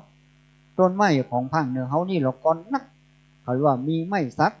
เดี๋ยวนี้ไม้ของเขาก็น้อยลงทุกทีน้อยลงทุกทีถ้าหากว่าเกิดภัยพิบัติต่างๆเช่นเกิดน้ำท่วมก็ดีภัยแล้งก็ดีเนาะเขาก็ควรจะต้องทำงานในเชิงลุกเนาะทำงานในเชิงลุกว่าเขาจะแก้ไขให้มันดีได้อย่างไรฝั่งเหนือเขาคือมันกลับมามีเสน่ห์เหมือนกับคนที่อื่นที่ไกลมาเปิ่นมาพอฝั่งเหนือเปิ่นพอ2อย่างนะ1พอธรรมชาติเช่นป่าเขาลำนำไผ่ความจุ่มเย็นอันนี้ก็คือวัฒนธรรมประเพณีวัดวาอารามต่างๆวัฒนธรรมประเพณีเช่นว่าการฟ้อนกันยังโดยเฉพาะภาคเหนือเขามีเอกลักษณ์มีภาษาเขาเรียกว่ามีภาษาเขียนเรียกว่าตัวเมืองเนี่ยเป็นภาษาเขียนบางประเทศนี่มีแต่ภาษาอู้แต่มีภาษาเขียนแต่ภาคเหนือเขานี่ถ้าบางผู้บางท่านไปว่าตัวเมืองมันมีแล้วก็จริงๆคนตัวเมืองนี่คนใช้นักโบราณไทยนะเช่น12ปันนาก็ดียังตุงก็ดีเนี่ยก็จะมีตัวเมืองนักก็ยังอยู่นะยังอยู่แต่ว่าประเทศไทยเขานี่เขาการสมัยเขาเพิ่งอาจจะเย็นกันเนาะสมัยเดี๋ยวนี้ก็อาจจะน้อยลงเป็นถ้าเป็นโรงเรียนก็เป็นวิชาเลือกไปแต่ว่าในก็ดีถ้าเขาจะฮื้อฝั่งเหนือเขาเรื่องเก่าก็คือความร่มเย็น วัฒนธรรมประเพณีคงไว้ตลอดฉะนั้นในการทอดกฐินน่ะถือว่าเป็นมหากุศลครั้งยิ่งใหญ่ที่วัดวาอารามและมีเวลาอันจำกัดที่เฉพาะเดือนเดียวหลังจากออกพรรษาไปถึงเดือนยี่เพ็งฤดูนี่ก็เป็นฤดูกฐินฉะนั้นการทอดกฐินนี่หัวใจอย่างที่สุดก็คือจิตใจที่มีความเสียสละเขาเรียกว่าจิตใจมีความเสียสละซึ่งเงินแต่ละบาทแต่ละสตางค์ของศรัทธาญาติโยมก็ได้มาด้วยความยากลำบากแต่ว่าเขาสร้างสิ่งที่เป็นสาธารณประโยชน์กับที่เป็นสาธารณประโยชน์นั่นก็คือเขาได้เขาเรียกว่าได้รับวัฒนธรรมอันดีอันงามสร้างความแข็งแกร่งเพื่อแก่หมู่บ้านของเขาก็ดีเนี่ยคือเป็นความภูมิใจของเขาถ้าเขาเนี่ยด้วยตัวเองเนี่ยสมมุติว่ามีวัดหนึ่งวิหารเนาะวิหารเก่าแก่ทรุดโทรมมากเลยที่นี่มันมีโยมส่วนหนึ่งนะเปิ้นมีเงินมีทองเปิ้นบอกว่าเปิ้นจะสร้างวิหารให้เฮาเนอะหมู่เฮาบ่ต้องออกแม้แต่บาทเดียวแล้วก็เปิ้นจะสร้างเพื่อเกียมปอยหลวงอย่างเดียวแต่มีอย่างหนึ่งถ้าเปิ้นสร้างเสร็จเรียบร้อยแล้วเปิ้นขอปั้นรูปพ่อแม่เปิ้นไว้ที่หน้ามุกแล้วก็เอากระดูกไปไว้ที่อนุสรณ์ที่พ่อแม่น่ะแล้วถ้าเฮาคิดอย่างนั้นเขาจะยอมก่อนเนี่ยก็เขาไม่ได้เอาเงินแม้แต่บาทเดียวแต่เขาเสียศักดิ์ศรีหมายว่าแทนที่หมู่เขานี่จะช่วยกันทำแต่เพื่อเปิ่นทำแต่เปิ่นก็มีพ่อแม่มันมีวัดหนึ่งที่จะสร้างวิหารนะแต่วัดกรรมการหัวดีวัดนั่นนะพอดีวัดเปิ่นจะสร้างวิหารเปิ่นเอาคนที่มันบักเข้าวัดเข้าวาสักเตียนะเวลาเปิ่นประชุมนะเปิ่นจะมีประชุมกันหรอกพ่อแม่พี่น้องทั้งหลายบัดนี้วัดของเฮาเนาะวิหารวัดเฮาก็สร้างมาเหมือนเป็น40-50 ปีก็สุดโทรมไปตามกาลเวลาเนาะหลังคาก็หัวปวกก็กินเฮาก็สมควรที่จะสร้างใหม่ให้มันดูดีดูงามเนาะหมู่บ้านเฮาจะว่าจะได้เฮาจะสร้างกันบ่หมู่เจ้าบ้านก็ยกมือว่าจะสร้างทีนี้เวลาเฮาจะสร้างวัดเฮาก็บ่มีเงินมีทองเนาะเฮาก็อยากจะให้เป็นเจ้าภาพกันอย่างกับเป็นเจ้าภาพเมนเนี่ยก็หอมกันเนาะคนละกอง999บางปู่บางดันก็หอม100 200 300 400 500บางพ่องก็หอมนักหลายกองอันนี้ก็เป็นกิจนาศรัทธามันมีคนหนึ่งเนาะแล้วก็คนเมืองเขานี่แปลกมากเวลาหนังจังนั่งท่ายนะมันนั่งตั้งหน้านะมันนั่งตั้งหลังมันจะออกง่ายก็เวลาเปิ่นประชุมย่ำแล้วเดี๋ยวมันออกไปก่อนละแล้วก็เปิ่นก็เลยผู้ใหญ่บ้านก็เลยประกาศว่าอันนี้เสานี่ต้นละ500ใครจะเป็นเจ้าภาพไอ้คนนั่นน่ะชื่อท้องก็ได้กันนะมันจะท้องบ้านเฮาท้องที่มันเข้าวัดเข้าวาจะเตือนยกมือขึ้นนะผมครับท้องอย่างท้องผมจะเป็นเจ้าภาพครับเจ้าภาพเสาต้นหนึ่ง500 บาทที่จริงมันจะเป็นเนาะเขาเอาเป็นหน้าม้าได้เป็นหน้าม้าก็หมูนั่นพอหน้ามันนะไอ้ท้องเนี่ยเขาวัดเขาวาแถมป้อมมีเงินนำคำมันเป็นเจ้าภาพยังไงปาดท่อลุงโตก็ยกมือผมเป็นต้นหนึ่งลุงแก้วก็เอาต้นหนึ่งในที่สุดไอ้ท้องได้เหาะได้หมูนั่นเป็นเต็มหมดไอ้ท้องเป็นหน้าม้าดังท้องเป็นหน้าม้านี่แหละการ การทำสิ่งที่เป็นประโยชน์บอกว่าวัดวาอารามต่างๆในภาคเหนือเขาหรือว่าที่อื่นน่ะมันมาจากความเสียสละแก่คนทั้งหลายนะที่เสียสละกันเขาได้อยู่วัดอยู่วามีทุกสิ่งทุกอย่างก็เพราะมีความเสียสละพลังนี่โอ้โหมันถึงเลยว่าเขาเนี่ยสามารถจะเป็นปึกแผ่นเป็นสามกีอย่างสมมติวันนี้นะวันดานี่เป็นวันสำคัญที่สุดนะวันดาคือวันสามัคคีอย่างเขาจัดและเจ้าเขาก็ไปหันเป็นเนี่ยอย่างน่ะเนี่ยเตียนเนาะช่วยกันใจหม้อขังแปลงเตียนมันก็สำเร็จได้นะทำหมากซุ่มปูซุ่มพ่องโอ้สปะสเปดเนี่ยตีตั้งนี่นะนี่แหละวันดานี่เป็นวันสามัคคีกันถ้าเขามีความสามัคคีกันมันจึงเกิดขึ้นนะมันจึงเรื่องนี้บักเกิดขึ้นได้เนี่ยสังคมของชาวพุทธของเขาเนี่ยเป็นผู้หรือว่าเสียสละถ้าแบบมีความเสียสละเนี่ยสิ่งที่เป็นสาธารณประโยชน์นี่ว่าสามารถจะเกิดขึ้นได้ว่าสามารถที่จะเกิดขึ้นได้อย่างแน่นอนพระภิกษุสามเณรอยู่ทุกวันนี้ก็ถ้ามีศรัทธาญาติโยมอุปถัมภ์ค้ำจูก็อยู่มาได้นะสมมติว่าทุกเจ้าอยู่มีไผ่ใส่บาตรทุกคนน่ะแล้วทุกเจ้าอยู่ได้แน่ทุกเจ้าก็อยู่ได้เพราะมีไผ่ใส่บาตรนะมีไผ่ใส่บาตรบางวัดบางวาเป็นสมัยเก่านี่คนเมืองส่วนมากนะเปิ้นจะส่งเข้าวัดเขาว่าตกปิ่นโตเนี่ยสมัยเก่าแต่เปิ้นหาบซ้ำนะเปิ้นหาบอันนี้โอ้แล้วก่อนนี่ทุกเจ้าแต่ละวัดแต่ละวานักทุกเจ้าแล้วก็ส่วนมากเป็นเน้นพระน้อยเป็นพระน้อยจบป .4 กับพระเข้าวัดเข้าวากันนะเจ้าแป้เขาจะไปว่าครูบาเอากอบสักวันน่ะเนาะมันตัวน้อยเอาไปกอบเอาไปกอบถ้าเป็นเน้นคงก็ว่าเป็นเน้นคงล่ะเป็นเน้นคงอายุสมัยเก่านั่นน้อยหนานนักเนาะบัดเดี๋ยวนี้น้อยหนานก็น้อยลงเนาะพออาจารย์มันก็หายากบางทีนี่ก็โตพออาจารย์คนเดียวคุม 2-3 วัดพออาจารย์ก็หายากนั่นเดียวนี้เพราะว่าทุกเจ้ามันศึกเดี๋ยวก่อนเปิ่นมีตุลุงนะตุลุงนี่หายากทำนั่นละเดี๋ยวนี้ไปไหนก็มีกับตุลุงเท่านั้นน่ะแล้วก่อนทุกปีถ้าตังอันนี้ปวดทุกอ้าวกันทุกปีตังเชียงใหม่ตัวไปกับทุกปีบัดเดี๋ยวนี้ทุกปีหาน้อยละนี่กับตุลุง50 40 50นี่กับตุลุงหมดละตุลุงก็อย่างตุลุงก็หมายถึงว่ามันแก่กว่าพ่อของแม่เขาเรียกว่าตุลุง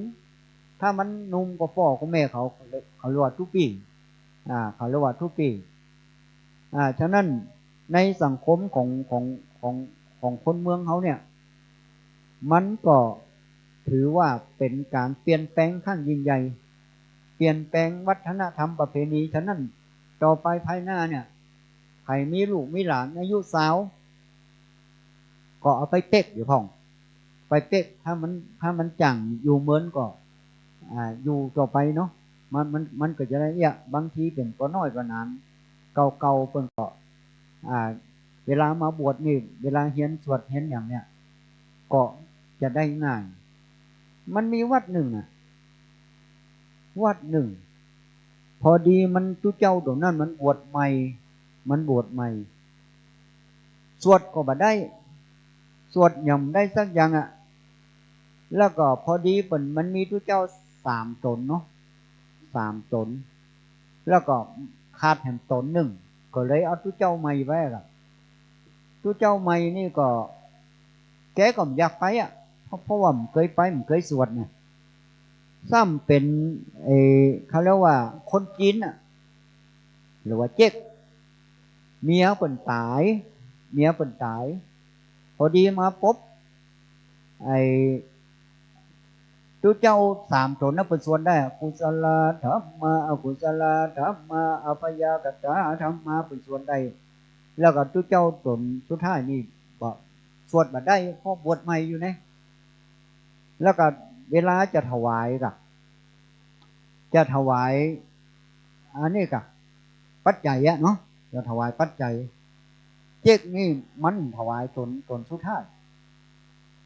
มันบอกว่ากินแห้งคนอื่นว่ะเปิ้นสวดมาสวดมันยากการมาเฮือ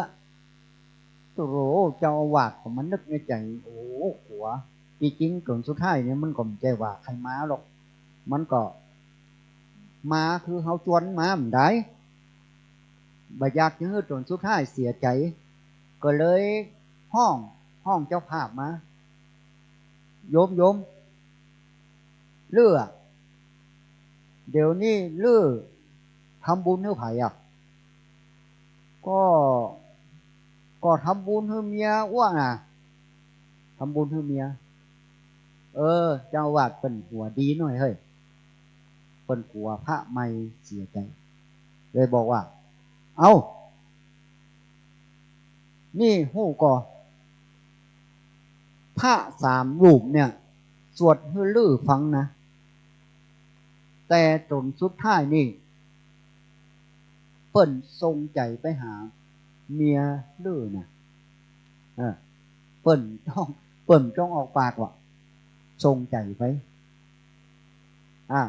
แกก็อย่างนั้นนะเลยแกเลยถวาย2 ชุดเลยตอนสุดท้ายนะถวายไป2 ชุดเพราะว่าเจ้าวาดนี่เป็นคล้ายๆเป็นวิจิตวิทยาเนาะในการโอ้ให้เข้าใจในการโอ้ให้เข้าใจฉะนั้นในวันนี้ก็ถือว่าเป็นการสมโภชพิเศษธรรมดาทั่วไปก็มีการดื่นเลิงมีคล้ายๆอย่างได้มีดนตรีมีอย่างต่างๆโดยเฉพาะเดี๋ยวนี้บ่ค่อยมีละเพราะว่าบางทีมันใจสูงบางทีก็ทั้งกรุงเทพมีบางทีก็มีการประมูลหวยฟ้องบางครั้งนะบางทีผ้าป่าอย่างกรุงเทพอย่างต่างๆกระถิ่นอย่างมาให้มีใครไปฮับง่ายๆนะบางทีมันเป็นการพัฒนาจรนะพัฒนาจรบางผู้เพิ่นมาจากกรุงเทพ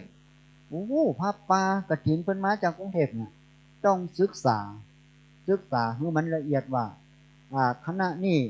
มันมีไผเป็นเจ้าของมันเป็นอย่างไรต้องศึกษาไปก่อนถึงจะฮับถ้าเขานับใดนับฮับเนี่ยบางทีอาจจะพูดตื่นก็ได้สมมติว่าเขาต้อนรับเปิ้นเสี่ยงอยู่50,000เนี่ยเปิ้นมาถวายเขาแค่30,000และ20,000นั่นก็ต้องหาเอาคนเดียวละอันนี้ฉะนั้นในวันนี้ก็เป็นกฐินสามัคคีในหมู่บ้านโดยเฉพาะในหมู่บ้านหมู่หนึ่งโดยเฉพาะคุณนสวนิดาหน้าอ่อนเนี่ยเปิ้นก็เป็นเจ้าภาพเก้าง่ายว่าออกเงินนักกว่าคนอื่นได้มาเป็นเจ้าภาพเก้าพร้อมด้วยศรัทธาในหมู่หนึ่งเขาหลายปู่หลายท่านรวมทั้งทุกเจ้าตัวได้มารวบรวมจตุปัจจัยเพื่อเป็นกฐินที่จะทอดในวันพรุ่งนี้ฉะนั้นในโอกาสสุดท้ายนี้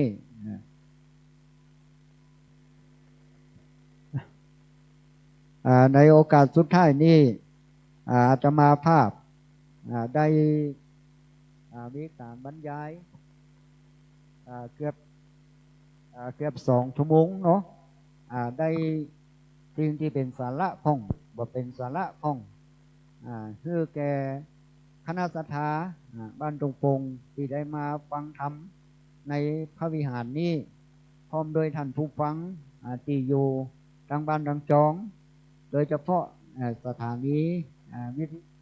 มจรซึ่งก็ดร.ธีรศักดิ์ซึ่งก็ได้เคยร่วมงานกันมาเนาะในการมจร.ก็ดีหรือว่าอบรมตำรวจก็ดีหรือการถ่ายทอดตั้ง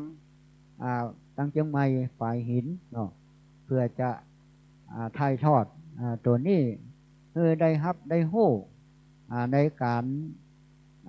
ทอดกฐินสมโภชองค์กฐินของ วัดตรงปงตำบลเมืองปานอำเภอเมืองปานจังหวัดลำปางเพื่อได้ฮับหู้กันและแสดงซึ่งอนุโมทนาสาธุถึงแม้ว่าบัดได้มาก็ขออนุโมทนาสาธุในการสมโพธิองค์กฐินครั้งนี้ก็ขอให้ท่านเจ้าภาพที่ได้มีเจตนาศรัทธาโดยเฉพาะนสวนิดานาอ่อนพร้อมด้วยศรัทธาพระคุณเจ้าพร้อมด้วยศรัทธาวัดองค์ที่จะได้ทอดกฐินในวันพรุ่งนี้หากแม้นว่าท่านมีความมุ่งมา่ปรารถนาสิ่งใดในมนุษย์สมบัติก็ดีสวรรค์สมบัติก็ดีนิพพานสมบัติก็ดีขอให้ประสบความสำเร็จคือปราศจากสัพพโศกสัพพโรคสัพพภัยสัพพอันตรายหลาย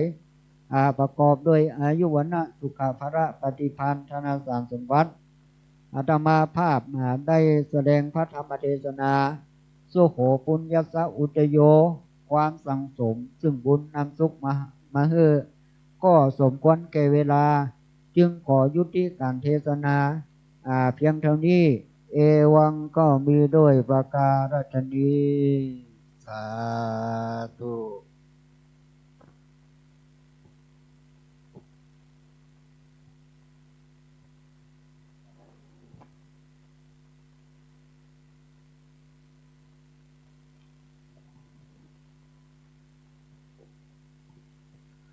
ครับ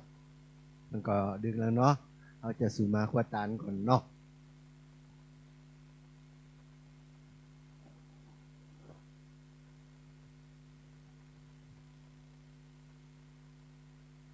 สาธุอิตังโนสัพพาวะทุนานาทานังปุชุปากาลนาวิเศษตานังวาลาทักกิเนยากายะตัวเลวจีตัวเลมโนตัวเลสันติจาอสันติโตสังปัจจุปนะโตสังสพังโตสังขมันตุโน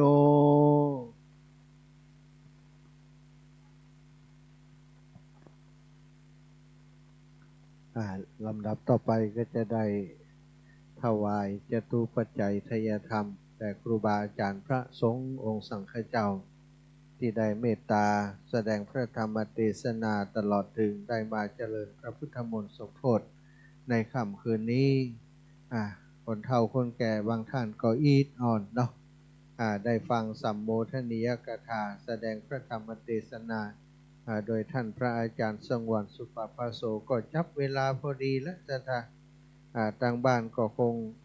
บ่ได้โทรแต่เนื่อวันนี้ห้ามโทรโทรก็บ่ได้รับเนาะตอนนี้21:44 นาทีพิธีต่อไปก็จะได้ถวายจตุปัจจัยทายธรรมถวายพระพุทธประเคนการเทศแล้วก็ตลอดถึงถวายครูบาอาจารย์ที่ได้มาเจริญพระพุทธมนต์ในค่ำวันนี้ตั้งเจ้าภาพเนอะตั้งเจ้าภาพมาก็ป่อลามาก็ผมได้มากะไผมาป้าศรีกะครอบครัวเดียวกันป้าศรีป้าศรีเป็นเกียรติเดี๋ยวประเคนกันเทศนะครับปอน้อยสวยถวายพระพุทธก่อน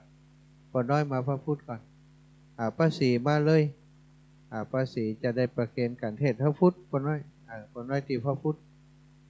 ป้าศรีกันเทศ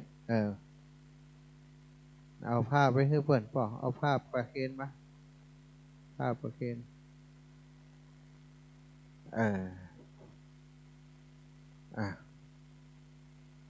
ยกวางยกขึ้นแล้วก็วางนี่ตัวแทนเจ้าภาพเนาะลูกหลานของป้าศรีพระสงฆ์รูปที่หนึ่งพระสงฆ์รูปที่หนึ่งป่อนี่มาป่ออันนั้นมาป่อเสริมมารูปที่หนึ่งเอาพานนั้นมาติดตุลุงเพ่มกับพานนั้นรูปที่สองเอาป่อช่วยรูปที่สามยากคำเอาเด้อลุกขึ้นมาเลยจับตรงหน้าไปก็ไล่ไปเลยรูปที่สามเอาเข้าไปเลยเนอะเข้าไปเลยบอกปล่อยจานเรียบร้อย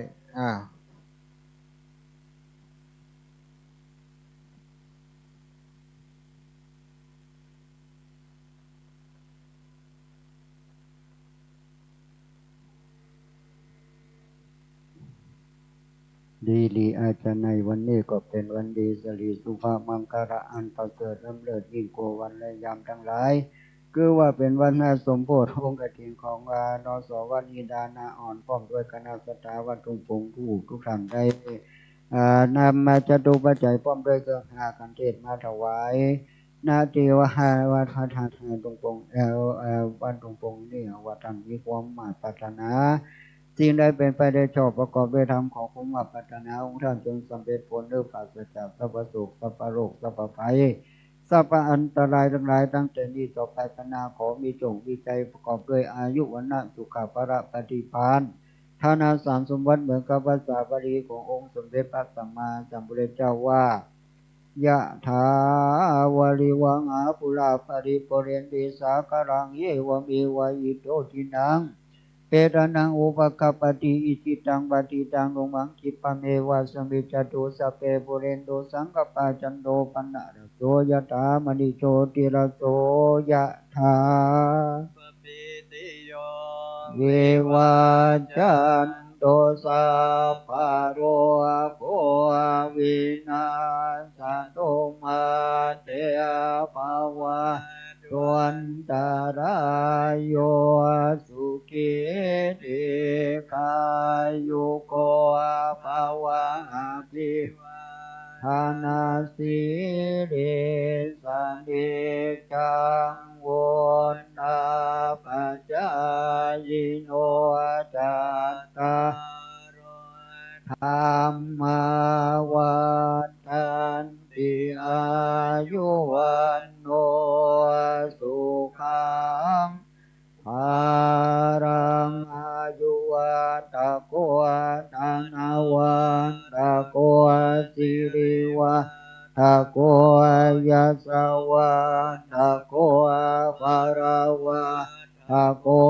วันนาวันตโกสุขวันตโกโหตุสาปดาตุกะโรกะพยาเวระโสกาสันตุจุปัฏฐวาเนกาอันตรายาปิวินาสันตุจเตสะสาจยสิทานังลาภังโสติงภะคยังสุขังปารังสิริอาโยจาวันโนจะโพคังวนเตียจยสวะสัตวาสาจังอายุจะชีวสิทิภวันตุเตภวันตุสัพพมังขันโตสัพพะเทวตาสัพพะพุทธานุภาเวนัสสนาสุติภวันตุเตภวันตุสัพพะมังคารังรักขันตุสัพพะเทวตาสัพพะธัมมานุภาเวนัสสนาสุติภวันตุเตภวันตุสัพพะมังคารังรักขันตุสัพพะเทวตาสัพพะสังฆานุอาเวนัสสนาสุติภวันตุแผ่เมตตาเนาะอิดังดานากัมมังนิพพานาปัจจายโยหุนตุนิจังอิดังศีลากัมมังนิพพานาปัจจายโยหุนตุนิจังอิดังภาวนากัมมังนิพพานาปัจโยงหนโตโนนิจังยังจินเจโกนสารังกาตาปังกัม สัพเพกาเตกาตังปุญญังโนอนุโมทันโตโสนันคนโตเยเดวาสามิงนาเนอาทิกาตาติกายุกาสานังหุนโตสัพพะสัตตาสุขีอันตานังปาริหารันโตมาตาปิตาสุขิตาหุนโตโนกาปะหุนจันโตสัพเพยาติกาสุขิตาหุนโตโนปามุนจันโตสัพเพอาญาติกาสุขิตาหุนโตกาปามุนจันโตสัพเพปิสาสัพเพยังกาสัพเพเปตาสุขิตาหุนโตโนกาปามุนจันโตสัพเพนะตาสุขิตาหุนโตโนกาปามุนจันโตสัพเพเทวาสุขิตาหุนโตโนกาปามุนจันโตสัพเพอาจาริโยปัจจายาสุขิตาหุนโตกาปะมุญจันโตสัพพะสัมปตินังสามิจันตุ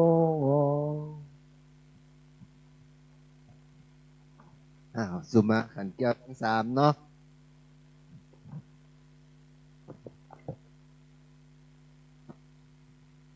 กายเยนะวาจายวาเจรสาวา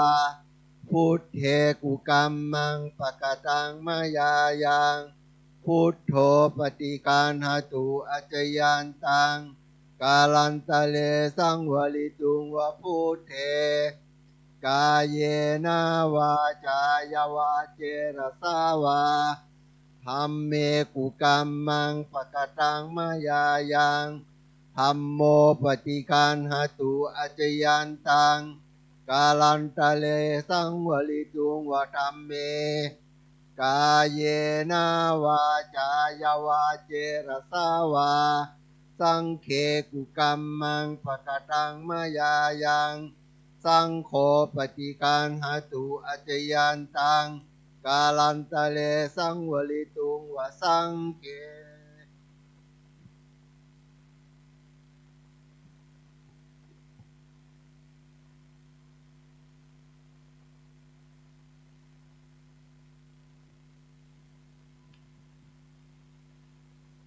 ครับต่อไปเฮาก็ไหว้พระแล้วก็ลาพระตามลำดับเนาะอะระหังสัมมาสัมพุทโธภควาพุทธังภควันตังอภิวาเทสวากขาโตภควตาธัมโมธัมมังนัมสสามิสุปฏิปันโนภควโตสาวกสังโฆสังฆังนามาอันทธานิมายังพันเตอปุชฌามะปะหุกิจจามะยังปะหุกาลนิยายัสถานิตุเมกรังมัญญาถาสาธุพันเตสาธุพันเตสาธุพันเต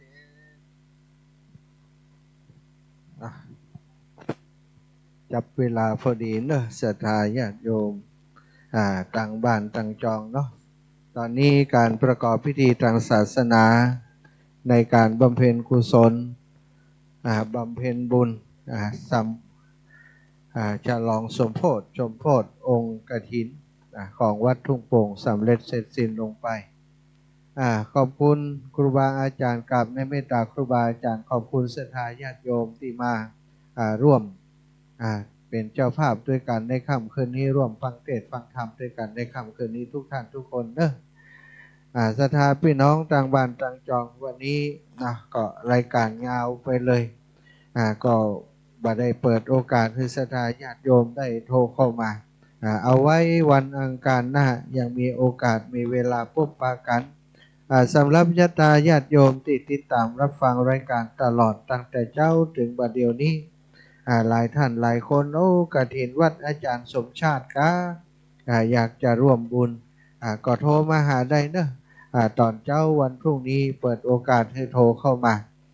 โทรมาหาได้โทรมาร่วมบุญร่วมกุศลด้วยกันได้จะร่วมบุญคนละเล็กละน้อยร่วมบุญคนละเท่าใดคนละ10ละ20ได้หมดเด้อพี่น้องต่างบ้านต่างจองก็ขอขอบคุณทุกท่านทุกคนที่ติดตามรับฟังรายการในค่ำคืนนี้ขอความสุขสวัสดีบังเกิดมีแก่ศรัทธานาบุญท่านเจ้าทั้งหลายทุกท่านทุกคนรับดีฟันดีอยู่ดีมีสุขเด้ออายุวันโนสุขังพระลาง